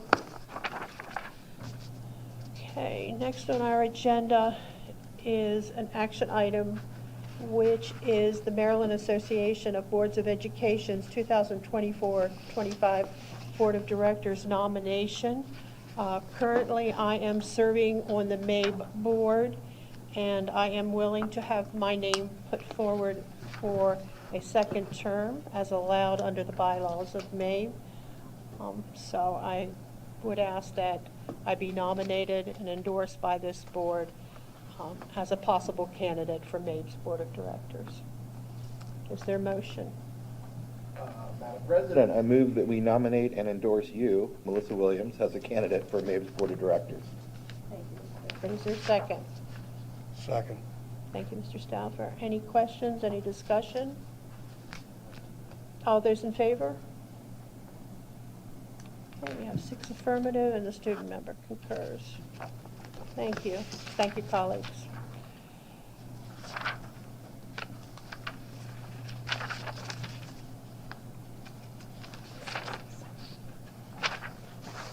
That brings us to the second half of the superintendent's report.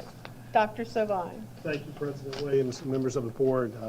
I've shared the good news publicly already, but Washington County Public Schools again ranks 4th in the state for kindergarten readiness. It's the result of the hard work and dedication of our students, educators, support staff, and families. To take a closer look at this year's results, I have some exciting pre-K, some of our other exciting pre-K initiatives. We have Kelly Longerbeam, our coordinator of early learning, along with some pre-K teachers that will provide this really good news. I look forward to hearing about the initiatives that you all put in place and yielding just tremendous results.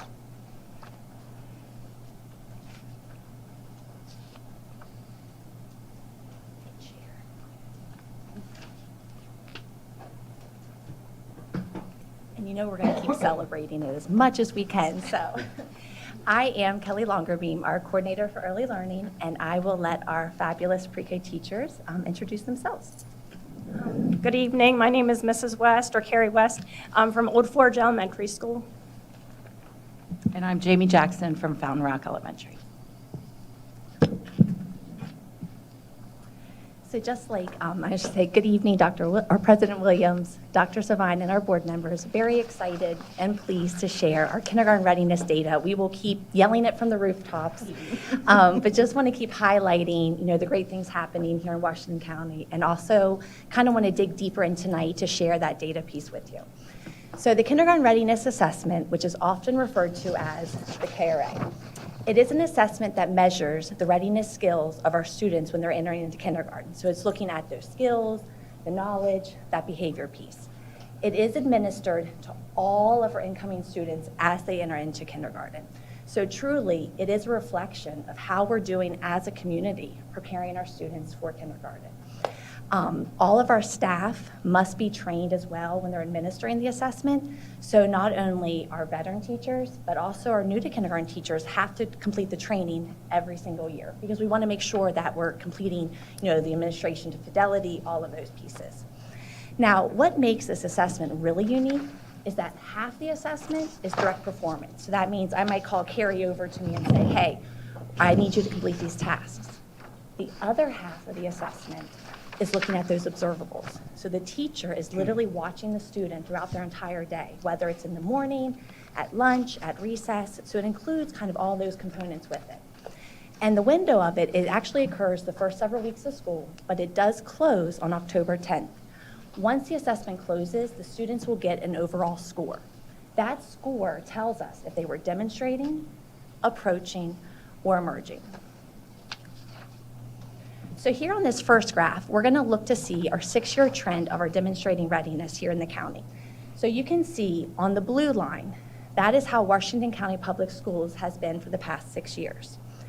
The orange line is how the state of Maryland is. So if you look back in 2017, we were sitting at 37% of our students were demonstrating readiness.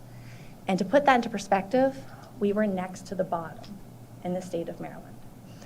So you can see we made small gains those next several years, but in 2021, it flips. We're now above the state average, sitting at, the state average was at 40%, we're at 42%. We've continued to work, put structures in place, and supporting our youngest learners, and now this past administration window in 2023, 55% of our students were demonstrating readiness. And when you look there at that state average, the state average is at 44%. So we're way above the state average. And if you think back from 37% to 55%, that's tremendous growth we have had over the past 6 years. But there's still work to do, though, because we want to continue to ensure that all of our students have that opportunity to be ready. So the next graph here we're going to look at, just like we were saying earlier, they receive that overall score of either being demonstrating, approaching, or emerging. The first columns there show those percent of students demonstrating. If you look there at the green, that is all students, all 1,553 students who took the assessment. Right there showing that 55% were demonstrating. Now, when students enroll in kindergarten, they complete something called a prior care form, because we want to know where they were before coming to us, but we also want to know as a community, how are we doing preparing them? So we're actually able to pull out our students who had WCPS pre-K. So there you can see when we pull out our students who are sitting in our classrooms, 66% of them were demonstrating readiness. And then we can pull out to see who did not have WCPS pre-K, and that's where we see that 34% were demonstrating readiness. The middle columns, those are our students who are approaching. So in the green, again, that is all students. We are sitting there at 27% were approaching. The middle column there in the orange, that is our WCPS pre-K, 23% were approaching. And there in the red are the students who did not come to us for pre-K. They were at 36%. Now, the last category is that emerging. Those are the students who we really need to work on to ensure those readiness skills because they came in not ready. Overall, for all of Washington County, that was 18%. When we looked who had WCPS pre-K, we are closing that gap. We only had 12% of students who are emerging. And then those who did not come to us, they were at 30% emerging. And then just to highlight, we wanted to see how we were overall in the state of Maryland. And just like I said earlier, back in 2017, we were next to the bottom. Now, flash forward to this year, we are fourth in the state at 55.4% of our students were demonstrating readiness. I'll say it one more time, fourth in the state. And then we're going to let our teachers share now the different domains of learning on the assessment. Okay. Good evening again. I'm going to be sharing some of the social foundations and the strengths that we had in pre-K and what we do to get those strengths built. The main thing was interactions with peers and adults, of course, because that's something that little ones really need to have daily. They were able to help understand how other people feel from something that they are doing, either from their different emotions, if there's a problem, if they're feeling different things, and we've been focusing a lot on self-regulation. So, all of our pre-Ks have a calm down corner that the kids are allowed to go there on their own if they need it, and self-regulating, just trying to get those mindfulness things that we've been doing as adults to get ourselves to calm down, like counting, blowing out the candles, all those little ideas. Trying to figure out how to show them that there's somebody else in the world besides them, and like showing empathy towards others. That's a big job for all of us. And then we model and role play a lot of these things so that they can practice all these developmentally appropriate behaviors and social skills on a daily basis.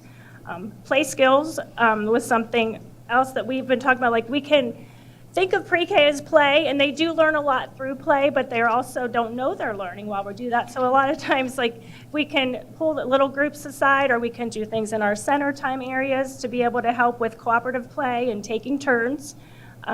This also helps them broaden their imagination and it's like form a lot of creativity, and then building confidence, which also leads to success and independence later on. So those strong foundations are really important.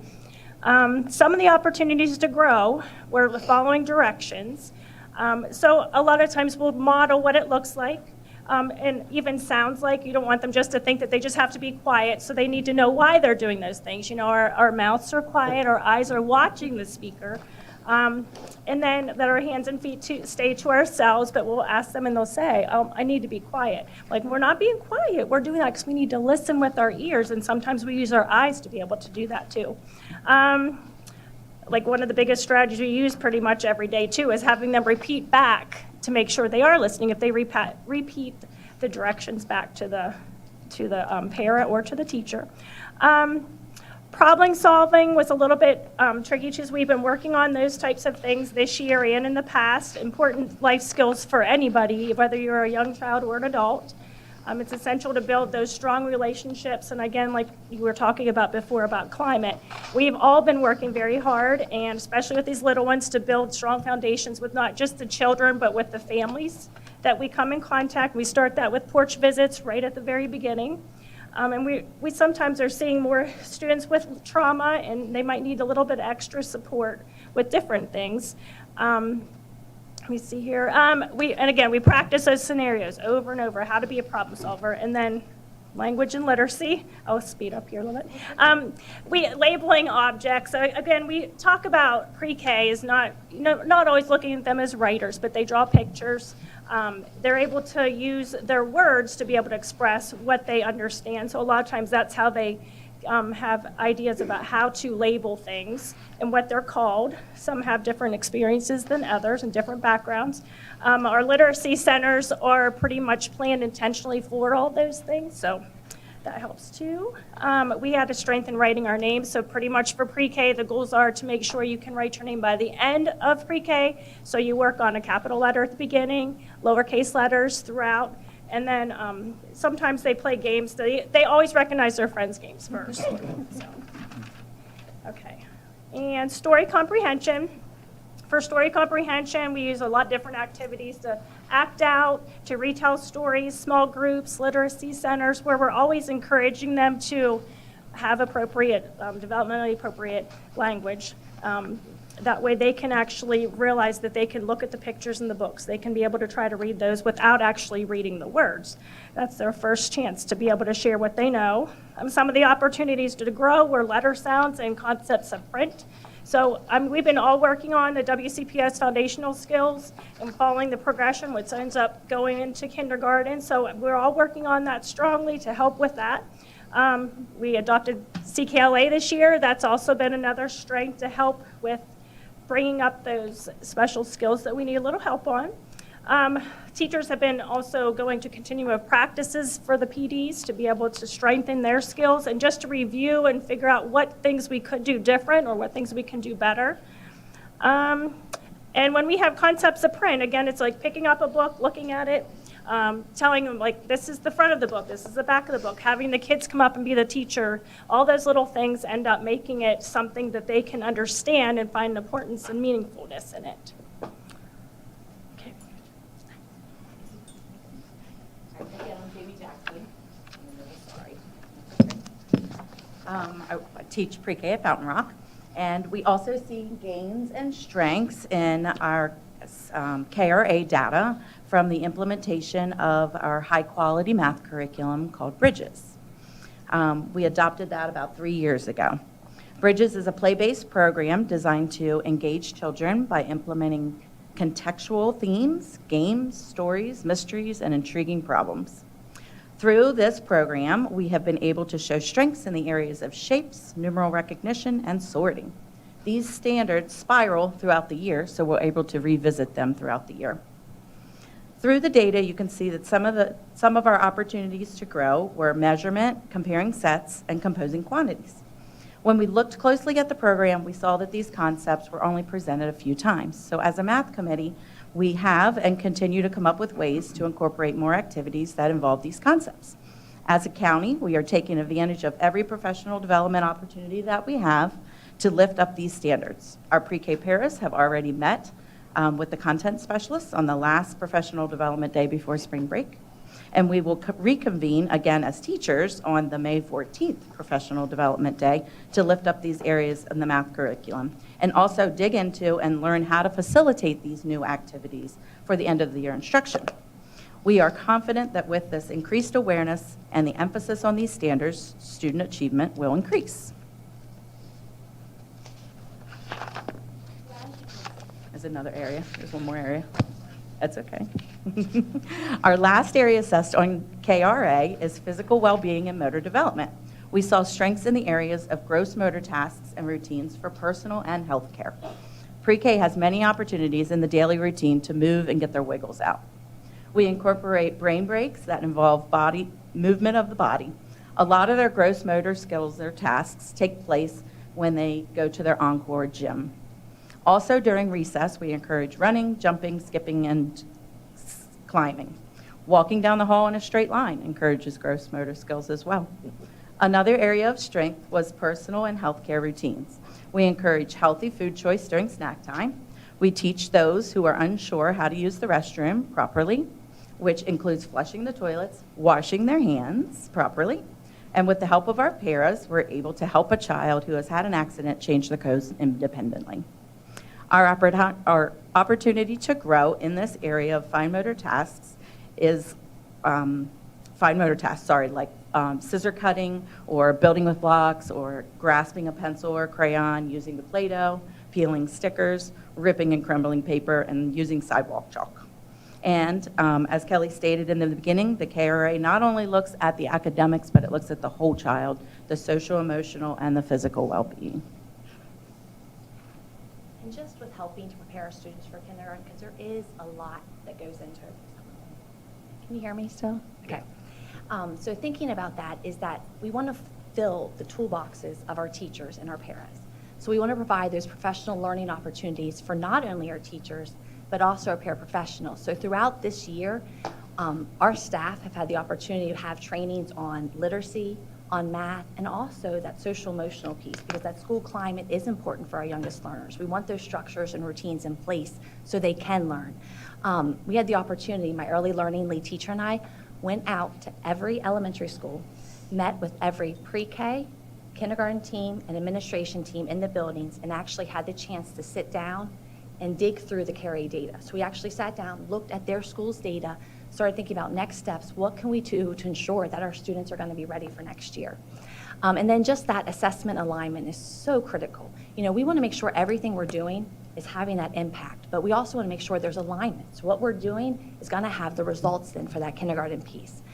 And just like we said earlier, it's not just us, it's a community. This takes all pieces. So we've really tried to collaborate with our private providers and our outside partners as well, because it takes a village to get our students ready. So we had the opportunity to do a book study at Head Start recently. We had close to 60 of their staff members participate, but it was a literacy book on literacy learning with infancy, toddlers, and preschoolers, and they were an amazing group to work with, and exciting things happening, and even just providing professional learning opportunities for our private providers as well, because we all need to continue to grow as educators. And then just because the school year ends, it doesn't mean our work stops. We continue to work all summer long on components, because that's a key piece of time. Something we actually created this year, this is hot off the press, but we have a K readiness calendar that we were able to create this year. So every student, when they enroll in kindergarten, will receive a readiness calendar. And each day of the month has like a different readiness task. It might say, practice writing your first name, practice counting to 20 today. We were able to partner with the Discovery Station, and if students bring this back the first week of school, signed by their parents, the Discovery Station is actually donating one adult and one child ticket to every student that brings it back. So an awesome collaboration there, but just also sharing what kindergarten readiness is. It's different than what it used to be. It's no longer just singing your ABCs. There's a lot to it. And then also, our schools have the opportunity to do a jump start to kindergarten camp. So those opportunities get students in the building, kind of makes that warm handoff into that kindergarten year. They meet the staff, they get to see the building, they meet the principal, but also learn expectations and routines, you know, over those summer opportunities. So when they come that first day of school, they are ready to go. They're ready to rock and roll, and they're ready to hit the ground running. And then lastly, like Carrie was saying, our porch visits. Those are a huge component of pre-K. Over the summer, our pre-K teachers are offered the opportunity to go to all of their new incoming pre-K students' homes. And they bring them a gift of a book library, but right there starts that relationship building with those families. And it's so great to see their smiling faces and just have that opportunity to get to know them and just already getting them engaged with learning in the school system. And then lastly, 3-year-old pre-K. As you know, Blueprint, Pillar 1, has a component of not only 4-year-old pre-K, but also providing 3-year-old pre-K for our Tier 1 students. And we really are trying to partner and work with our private providers. We've went out to several sites, helped walk through buildings with them, spaces with them, because it's going to take all of us on board to do this. And then just lastly, want to give a shout out to our pre-K team, our teachers, our paraprofessionals. If you do not know any of them, here's two right here sitting. They are an amazing group of educators who are passionate, dedicated, and caring to their students and do amazing work every day. So thank you. I just want to say thank you for your leadership, your passion for serving our youngest learners. And Mrs. Jackson and Ms. West, thank you for sharing your success strategies and representing our very amazing pre-K team members throughout our county. You know, we know you have a very demanding day, and I want to say thank you for extending that day to share these many successes. I know we have board members that are going to want to comment here, but I just want to share and extend my appreciation. The graph that stood out to me for 2 consecutive years now, that distinctive separation, well above the average for the state of Maryland in terms of kindergarten readiness. Thank you. Your hard work is paying off. We appreciate those results. Those are results that will pay dividends for our community for years to come. So thank you. Board members? 2 things. One, what is, it's Worcester here in Maryland, Worcester in Massachusetts, is that right? Am I right? So what is Worcester County doing? Because they're way above everybody else, 77% I think I saw. What are they doing that the other jurisdictions, 23 LEAs, are not doing? It's a much smaller population probably, but what's... I keep asking the same question myself because they're consistently near the top as well. Yes. But they are a smaller county as well. And literally, if you think about it, they also have Judy centers at a lot of their sites too. So they are reaching kids from birth. Like even sometimes those mothers who are expecting, they're already making those connections. So we are hoping to expand as well with some of our Judy Center sites as well because we know the importance of, getting them when they're little. Readiness, a lot of times we think, oh, it starts in pre-K. It starts at birth with our families and, getting that message out how important it is. And but I'll keep working on that. And secondly, if I remember my notes from the May legislative meeting yesterday where we went over all the bills that have been passed concerning education, my memory says, and I didn't bring my notes out of the room over there, that they're looking, there's a law been passed to revamp the KRA test. I'm sure I heard, right? You did hear right. So yes. do you have any idea what they're going to do? And why was this brought up for the legislature to do, for Pete's sakes? I have no update on it. It was shared with me that they are looking at updating the assessment, so more to come. But we'll be ready. I mean, I don't understand why the legislature changed it. That seems to me something for MSDE, the state board, or something, not the state legislature. I was going to say, it came across the state board as well, too. Okay, I just wondered. No. So we're going to figure out a way to can your enthusiasm and passion for what you do and spread it all over the county and then move over Worcester. We're on our way.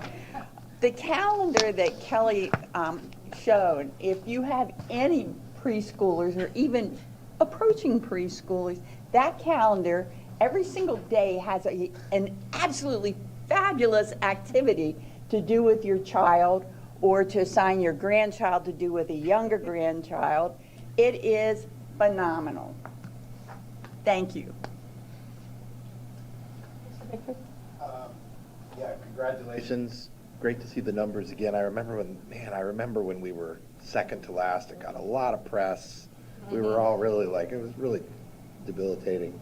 So I'm curious, since we had that big jump, are you getting a lot of your colleagues in other counties going, what did you guys do? Very much so, to the point where I have several Zoom calls with some of them, wanting to know, what are you doing up there in Washington County? So it's a big compliment to our team here, our staff here.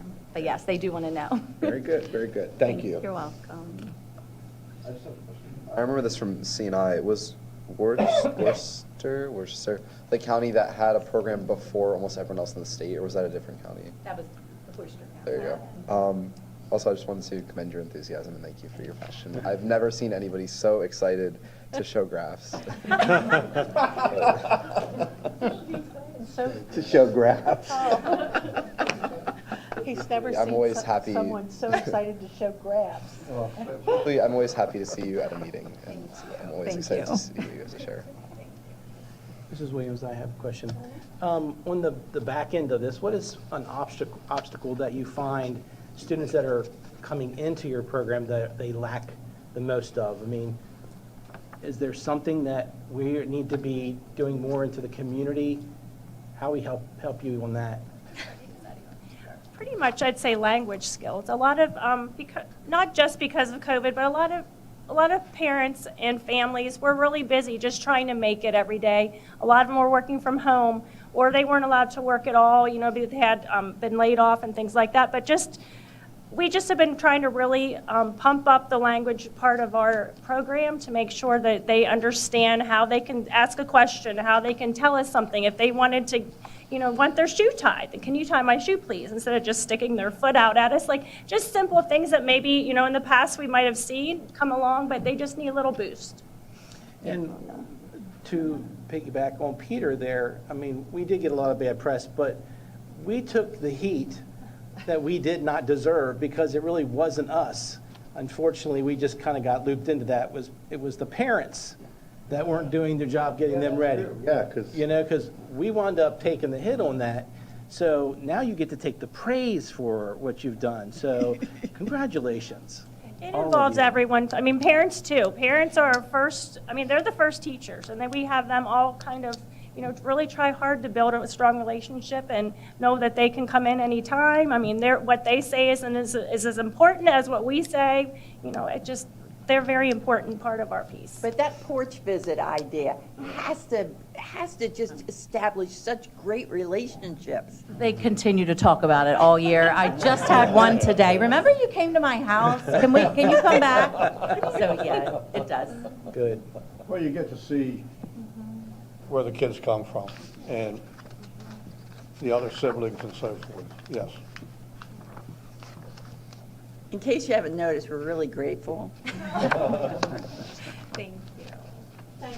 But we got to find out what Worcester County is doing there. I don't care if it's a small county or not. That's 17% or more above all the other counties. I mean, Must be something I in think this Kelly house. nailed it when she said they have a number of Judy centers, and when Well, you're well, that's working, true. when you're working with kids, Yeah, yeah. developing language and Yeah, okay. and all kinds of motor skills from birth, you've got a little bit of a jump. So, Kelly, thank you for your leadership, and teachers, thank you so much for your dedication, for your enthusiasm, and as Dr. Savine said, it's through your work and the work of the paraprofessionals, having a great curriculum, having that partnership with the parents and the community. Great things can happen, and we're seeing proof of that. This is a big investment. It was a tremendous vision to initiate this pre-K universally, and absolutely the right thing to do for kids and for our community. So thank you for the roles that And you just play. to add too, pre-K enrollment is happening now. So if you know any 4-year-olds, you should pass them our way. Out there and recruit. Thank you so much. Once again, thank you. Continuing on with my update, I'd like to share an invitation again for all of our stakeholders to join us and participate in a community forum that's being held this Thursday at South Hagerstown High School. We want students, our staff, school families, and community members to attend this meeting. It will only take an hour of your time, and we plan to get started at 6:30. The feedback that is gathered at this event will be included in developing the 5-year strategic plan for our school system. It's critical that all voices are included to represent Washington County. If you attend the community forum, you'll be working in small groups to complete some interactive and engaging activities to provide your input. If you're not able to attend, WCPS will be seeking more feedback in a survey later this month as well. We will also be making an announcement about that, and you'll be able to find it on our WCPS website and we'll be pushing this out through a variety of social media platforms. I'm glad to report that our consultants who are working with us to develop the strategic plan had some very productive conversations here with some of the small groups and individual interviews just last week. And as we're just beginning this process, it's exciting to see what the future has in store for WCPS. Stay tuned on a monthly basis during our board work sessions, and only to benefit this board, but our public will be providing ongoing updates through the month of July. Last week, I was honored to attend a celebration for Dr. Betty Morgan, a previous WCPS superintendent for 10 years, and the National Superintendent of the Year when she served as superintendent for WCPS. The Barbara Ingram School for the Arts Foundation hosted this event to pay tribute to Dr. Morgan's leadership in developing the art school. It was special to reflect on the early days of the project's inception and to just recognize where it is today. Current home of over 300 students across 8 disciplines. Dr. Morgan was presented with a painting of her portrait, which was created by a South High alumni. We have much to be thankful for Dr. Morgan's guidance and vision and direction for our schools. President Williams, members of the board, that concludes my update. Thank you, Dr. Savine. All right, next on our agenda is personnel action, and we have Dr. Webster, our Associate Superintendent for Administration and Leadership, here with that. Dr. Webster? Good evening, Mrs. Williams, members of the board, and Dr. Savine. As discussed earlier during closed session, there are several personnel actions for your review, and at this time I ask for your approval of today's personnel actions. Thank you. Is there a motion, please? Madam President, I move to approve the personnel actions dated Tuesday, April 16th, 2024, as presented in closed session. Thank you, Mr. Stauffer. Is there a second? Thank you, Dr. Zentmeyer. Okay, we're voting to approve personnel actions dated today, Tuesday, April 16th, as presented to us in closed session. All those in favor? Okay, we have 6 affirmative and unanimous vote. Thank you, Dr. Webster. Personnel actions have been approved this evening. All right, at this time we're going to have reports to the board, and our first report is on the legislative briefing on the 2024 Maryland legislative session, and we have Steve Edwards, our Deputy Communications Officer, and our legislative advocate with us this evening to present. Good evening. Good evening. Thank you, Madam President, members of the board. This will be the final legislative update, unless for some reason you opt to call me back in the future, which I would be happy to do. But wanted to provide you with kind of the final report, update you on the bills that we have been tracking and sharing with the board throughout the session, and then expand and reflect a little bit upon your priorities that were adopted, as well as the watch list, and let you know where we stand on a variety of legislation with regard to that. As you likely know, a week ago yesterday, the General Assembly wrapped up its work. The governor has until the end of May to take action on the bills that were approved. We'll go right on into where we stand with the bills. I'm proud to report that the bill with regard to the residency requirement for members of this board to both seek election and serve has been approved by both houses and is now before the governor, and so we anticipate that that will be approved. And I do want to mention that all of these bills, assuming the governor acts favorably on them in terms of signing them, will take effect July 1. The next bill had a little bit of an interesting journey through the General Assembly.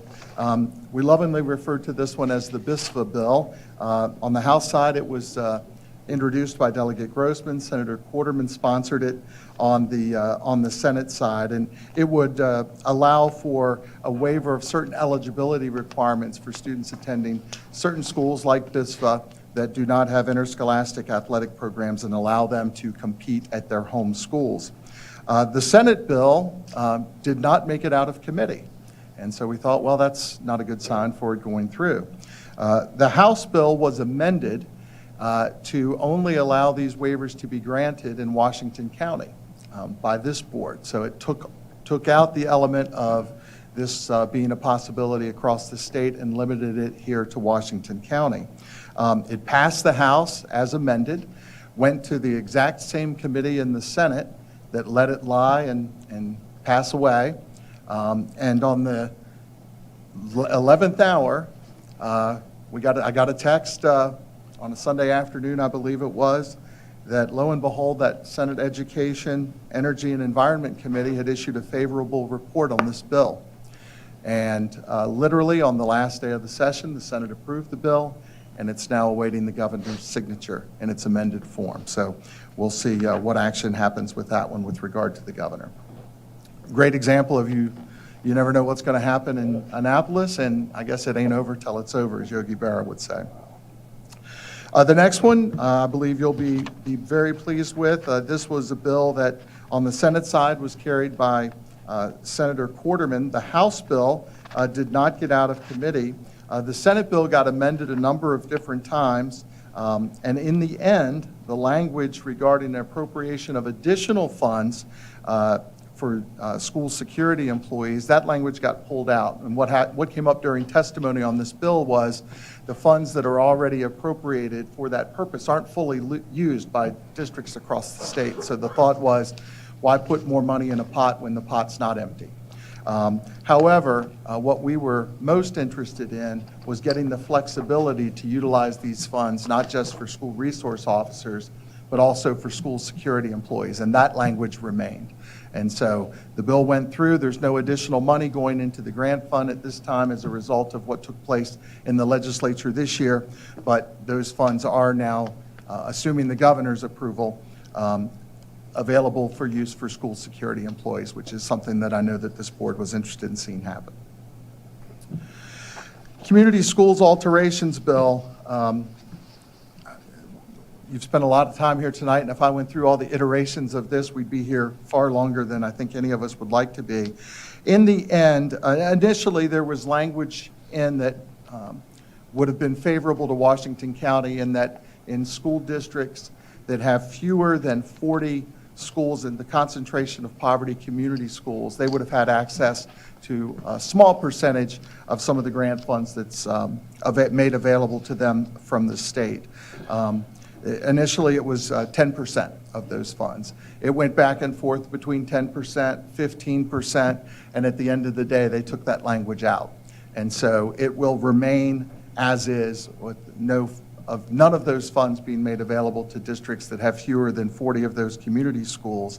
The legislation did add some additional reporting requirements as far as the use of a common needs assessment tool for those particular schools. But with regard to the funding aspect that I know we were quite interested in seeing get through, that did not come to pass. Quickly on this one, we were looking for some flexibility with regard to the way that bid announcements and so forth are advertised, so that they didn't just have to be in the paper. We could utilize school district's website and so forth.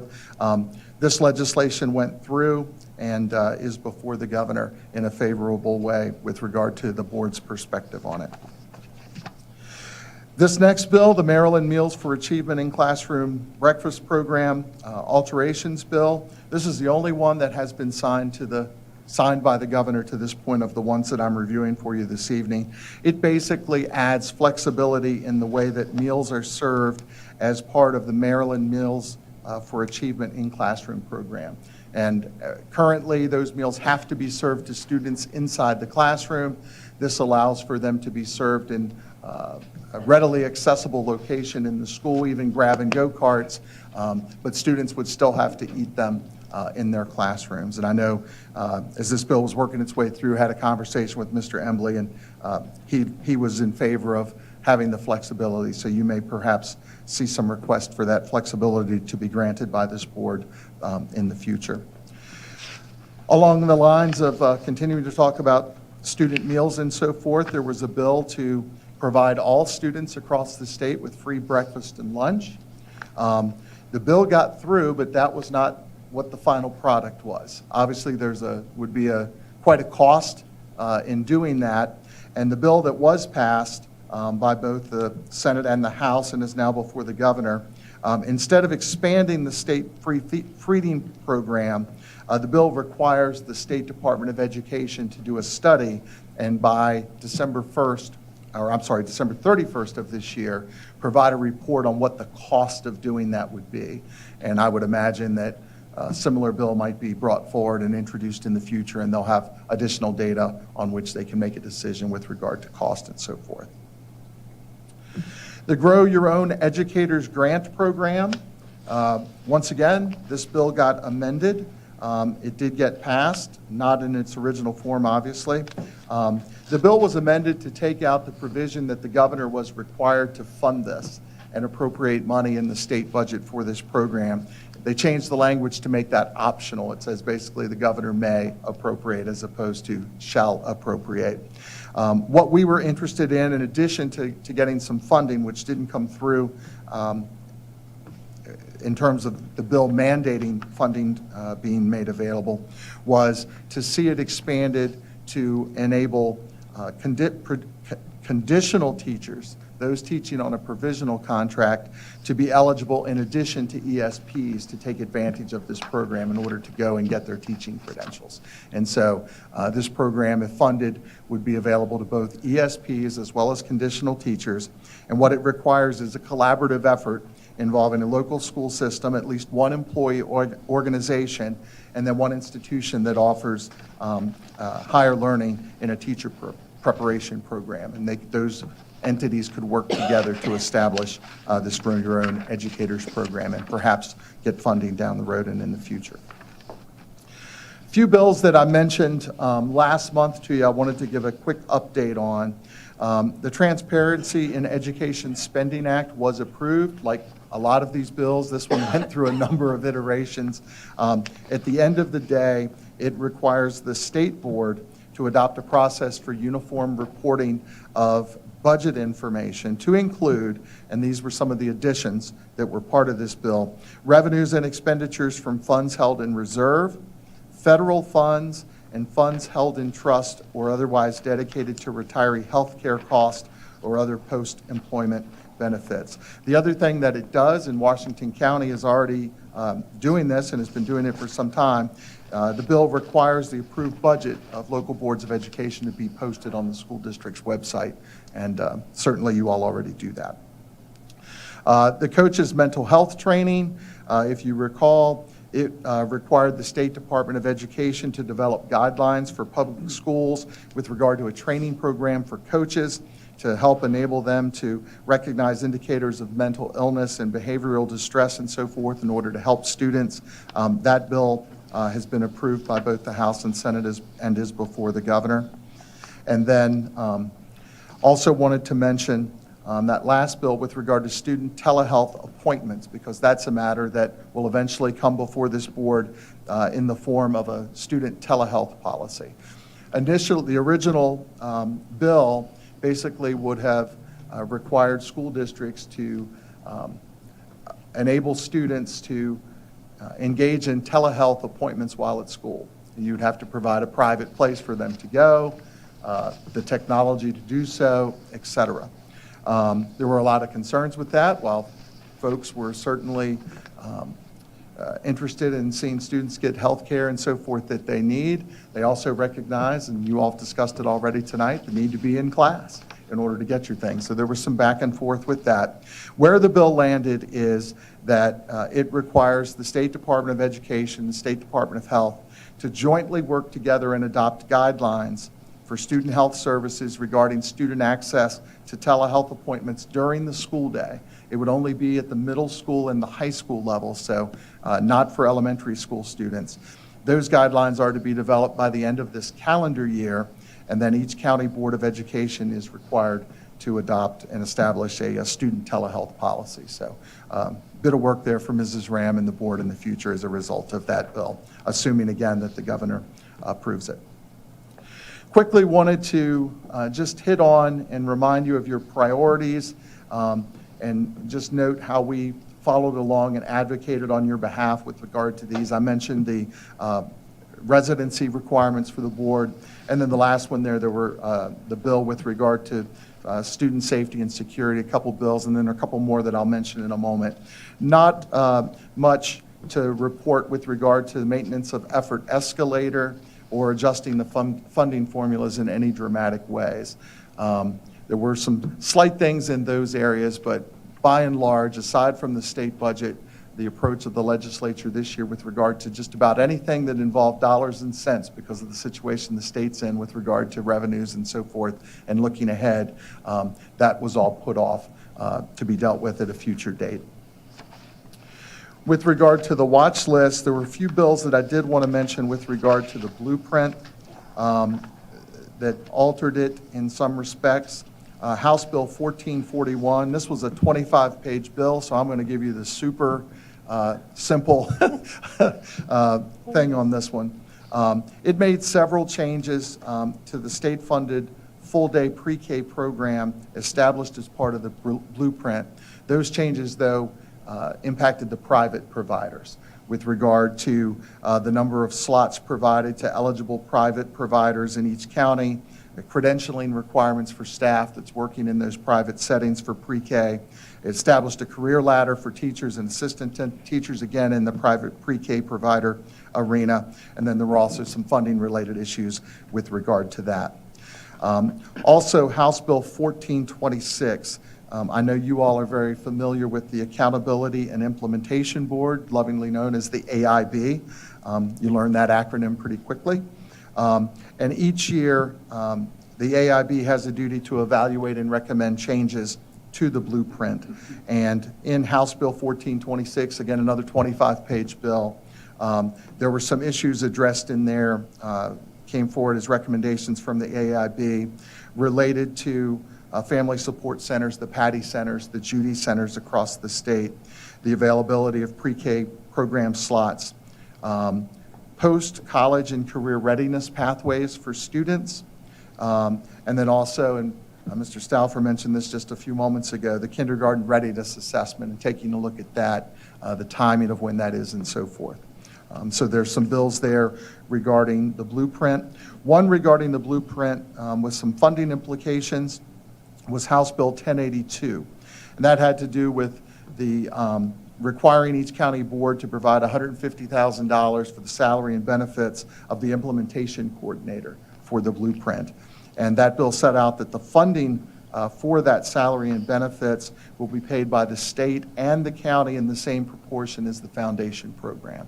So I know that that's helpful. I know Mr. Prue and I had a brief conversation about that a few days ago.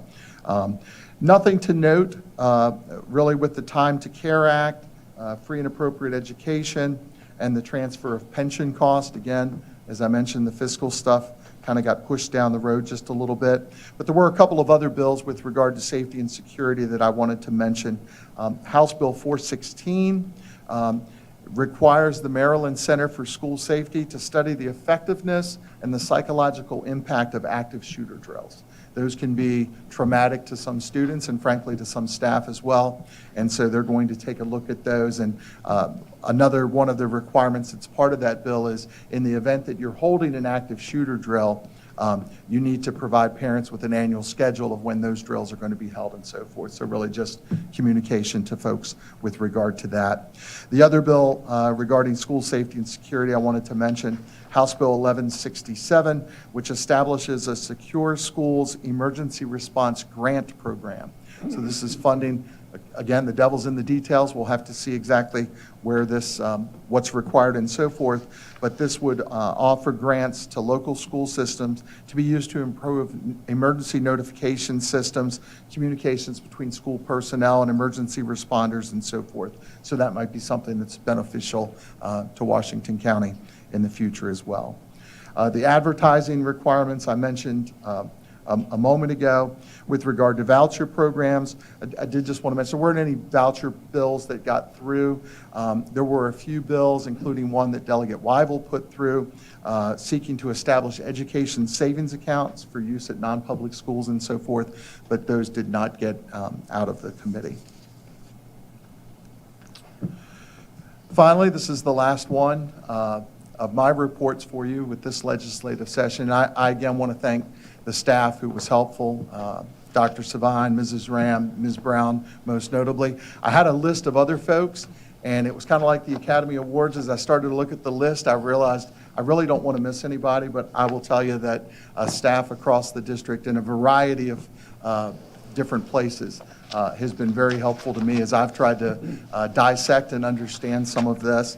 I also want to recognize the work of PZAM and MAVE, because they provide us with a great resource in boots on the ground every day in Annapolis that can tell you what's going on, and that's quite helpful as well. And so we appreciate those folks.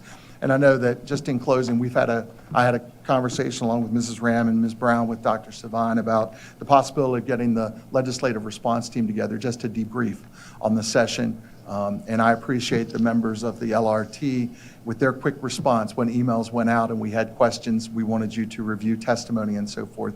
That was helpful as well. So we look forward to doing this again next year, hopefully learning from this year and getting a little bit better as we move forward.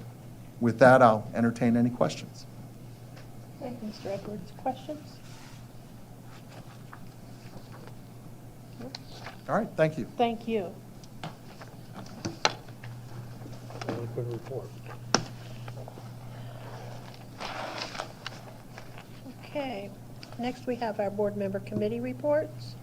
Let's start, with facilities. We had a very short meeting, Mrs. Williams, and we just went over some of the projects and the locations and how they were moving forward. So that's all we had to report. Thank you. Finance committee? We met on April 10th. We reviewed some of the ongoing and upcoming maintenance projects, including the roof replacements that were on the consent agenda tonight. We also reviewed the school meal program as well as our investments, and we tentatively scheduled a meeting for May 16th at 1 p.m. here at CES. Curriculum instruction? C and I met April 3rd at Hickory Elementary. A huge thanks to Principal Mike Talemka for an overview of his school and the great things happening there. Dr. Anders was on hand to help us understand the integration of staff Chromebooks and update us on AI with Lisa Scampiera. Carly Pumphrey gave us an in-depth look at the district assessments, and Dr. Willow alerted us on upcoming proposed purchases. Our next meeting will be May 15th at 11 a.m. at DAB, conveniently located right next to Tech High School, which will be featuring their portfolio review, which is an amazing event. And the evening event also where we thank retirees who we do appreciate their investment in our students. So it looks like the Ides of May is going to be a bustling day. Thank you, Dr. Zentmeyer. Policy Review and Development Committee? Yes, the committee met on the 11th at 1 p.m. and you already heard what we did tonight in the first and second reading, so I won't go through that. And the policy committee will meet again on Thursday, May 9th at 9 a.m. Mr. Stauffer. Mr. Snyder, Student Government? Strada already covered a lot of it earlier today, so I'll keep it brief and just give a little bit more in-depth about the Spring Leadership Conference that South High was hosting this previous weekend. It actually had over 300 students from across the state of Maryland presenting and learning in workshops, discussing important topics in roundtables, and actually there was a new portion called the Hall of Ideas, in which students from across the state brought their most significant project from their school to South High to display to other student leaders across the state to draw inspiration. It was a really good time, and it was always a joy to see everyone. Great. Thank you, Mr. Snyder. Okay, that concludes committee reports. Under miscellaneous business, as always, we have future agenda items. You should have a list. Coming up on May 7th at our work session, we will receive an update on the blueprint and also on the strategic plan. At our business meeting on May 21st, we will be looking at the Food and Nutrition Services FY 2025 operating budget, and we will be having a recognition of National Police Week, National Peace Officers Memorial Day, and the recognition of the National Teacher Appreciation Week will also be happening on the 21st at the business meeting, and we will know who our WCPS Teacher of the Year is, so we'll be able to recognize and honor the Teacher of the Year. So those are future agendas items, so if you have something that you would like to see on a agenda in the future, please let a member of the Agenda Planning Committee know so that we can take care of that. So let's move now to board member comment. Mr. Snyder, would you like to begin? So on last Friday, April 12th, 11th, 12th, whatever the date was, we actually elected the next student member on the Board of Education. It is junior Daphne Wang from North Hagerstown High School. I'm incredibly excited to see what she will do next year, and she has my full support. Thank you. Mr. Bickford. Just wanted to sing the praises of the Barbara Ingram School for the Arts production of Addams Family. My wife and I attended last Saturday night, and it was a fantastic production. And I think it's only got one more weekend left. Highly encourage people to go see it. Thank you. Mr. Kessler? Thank you. I'd like to thank all the speakers tonight. I appreciate them coming in. Sometimes it's hard to get up in front of the board and speak on difficult subjects, and I thank them for doing that. I would encourage that our speakers who are here regularly, please sign up in advance so that we don't have to be held up. I know that we have the Debbie there. I think she takes that information during the week. Also can come in and sign the paperwork prior to speaking. So we appreciate that. Thank you, Mr. Kessler. Mr. Evans? Yeah, long day of meetings today. One thing I did forget to ask for, and I don't necessarily need any answer now, but I know when we're looking at our budget, there's always things that we know we're going to need to spend money on. We just don't really know how much it is yet. And last week, I thought we got a great presentation or 2 weeks ago from about Landon's project that will be starting in the fall. I would imagine this is going to have an addition to our budget. So when we do kind of get a little more clarity in our budget and how it's going to look, can we get maybe an estimate of what that will be, and a couple other things that, like I said, we know we're going to have to spend money on, and we just don't know what it is. Can we at least kind of get a ballpark figure of what that might be so that we can kind of see all that in one place too?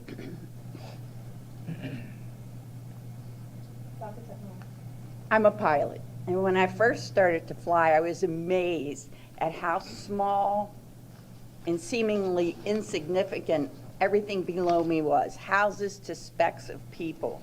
All the worry and day-to-day challenges seemed to fly away with takeoff, and it changed my life and helped me develop an appreciation of the big picture.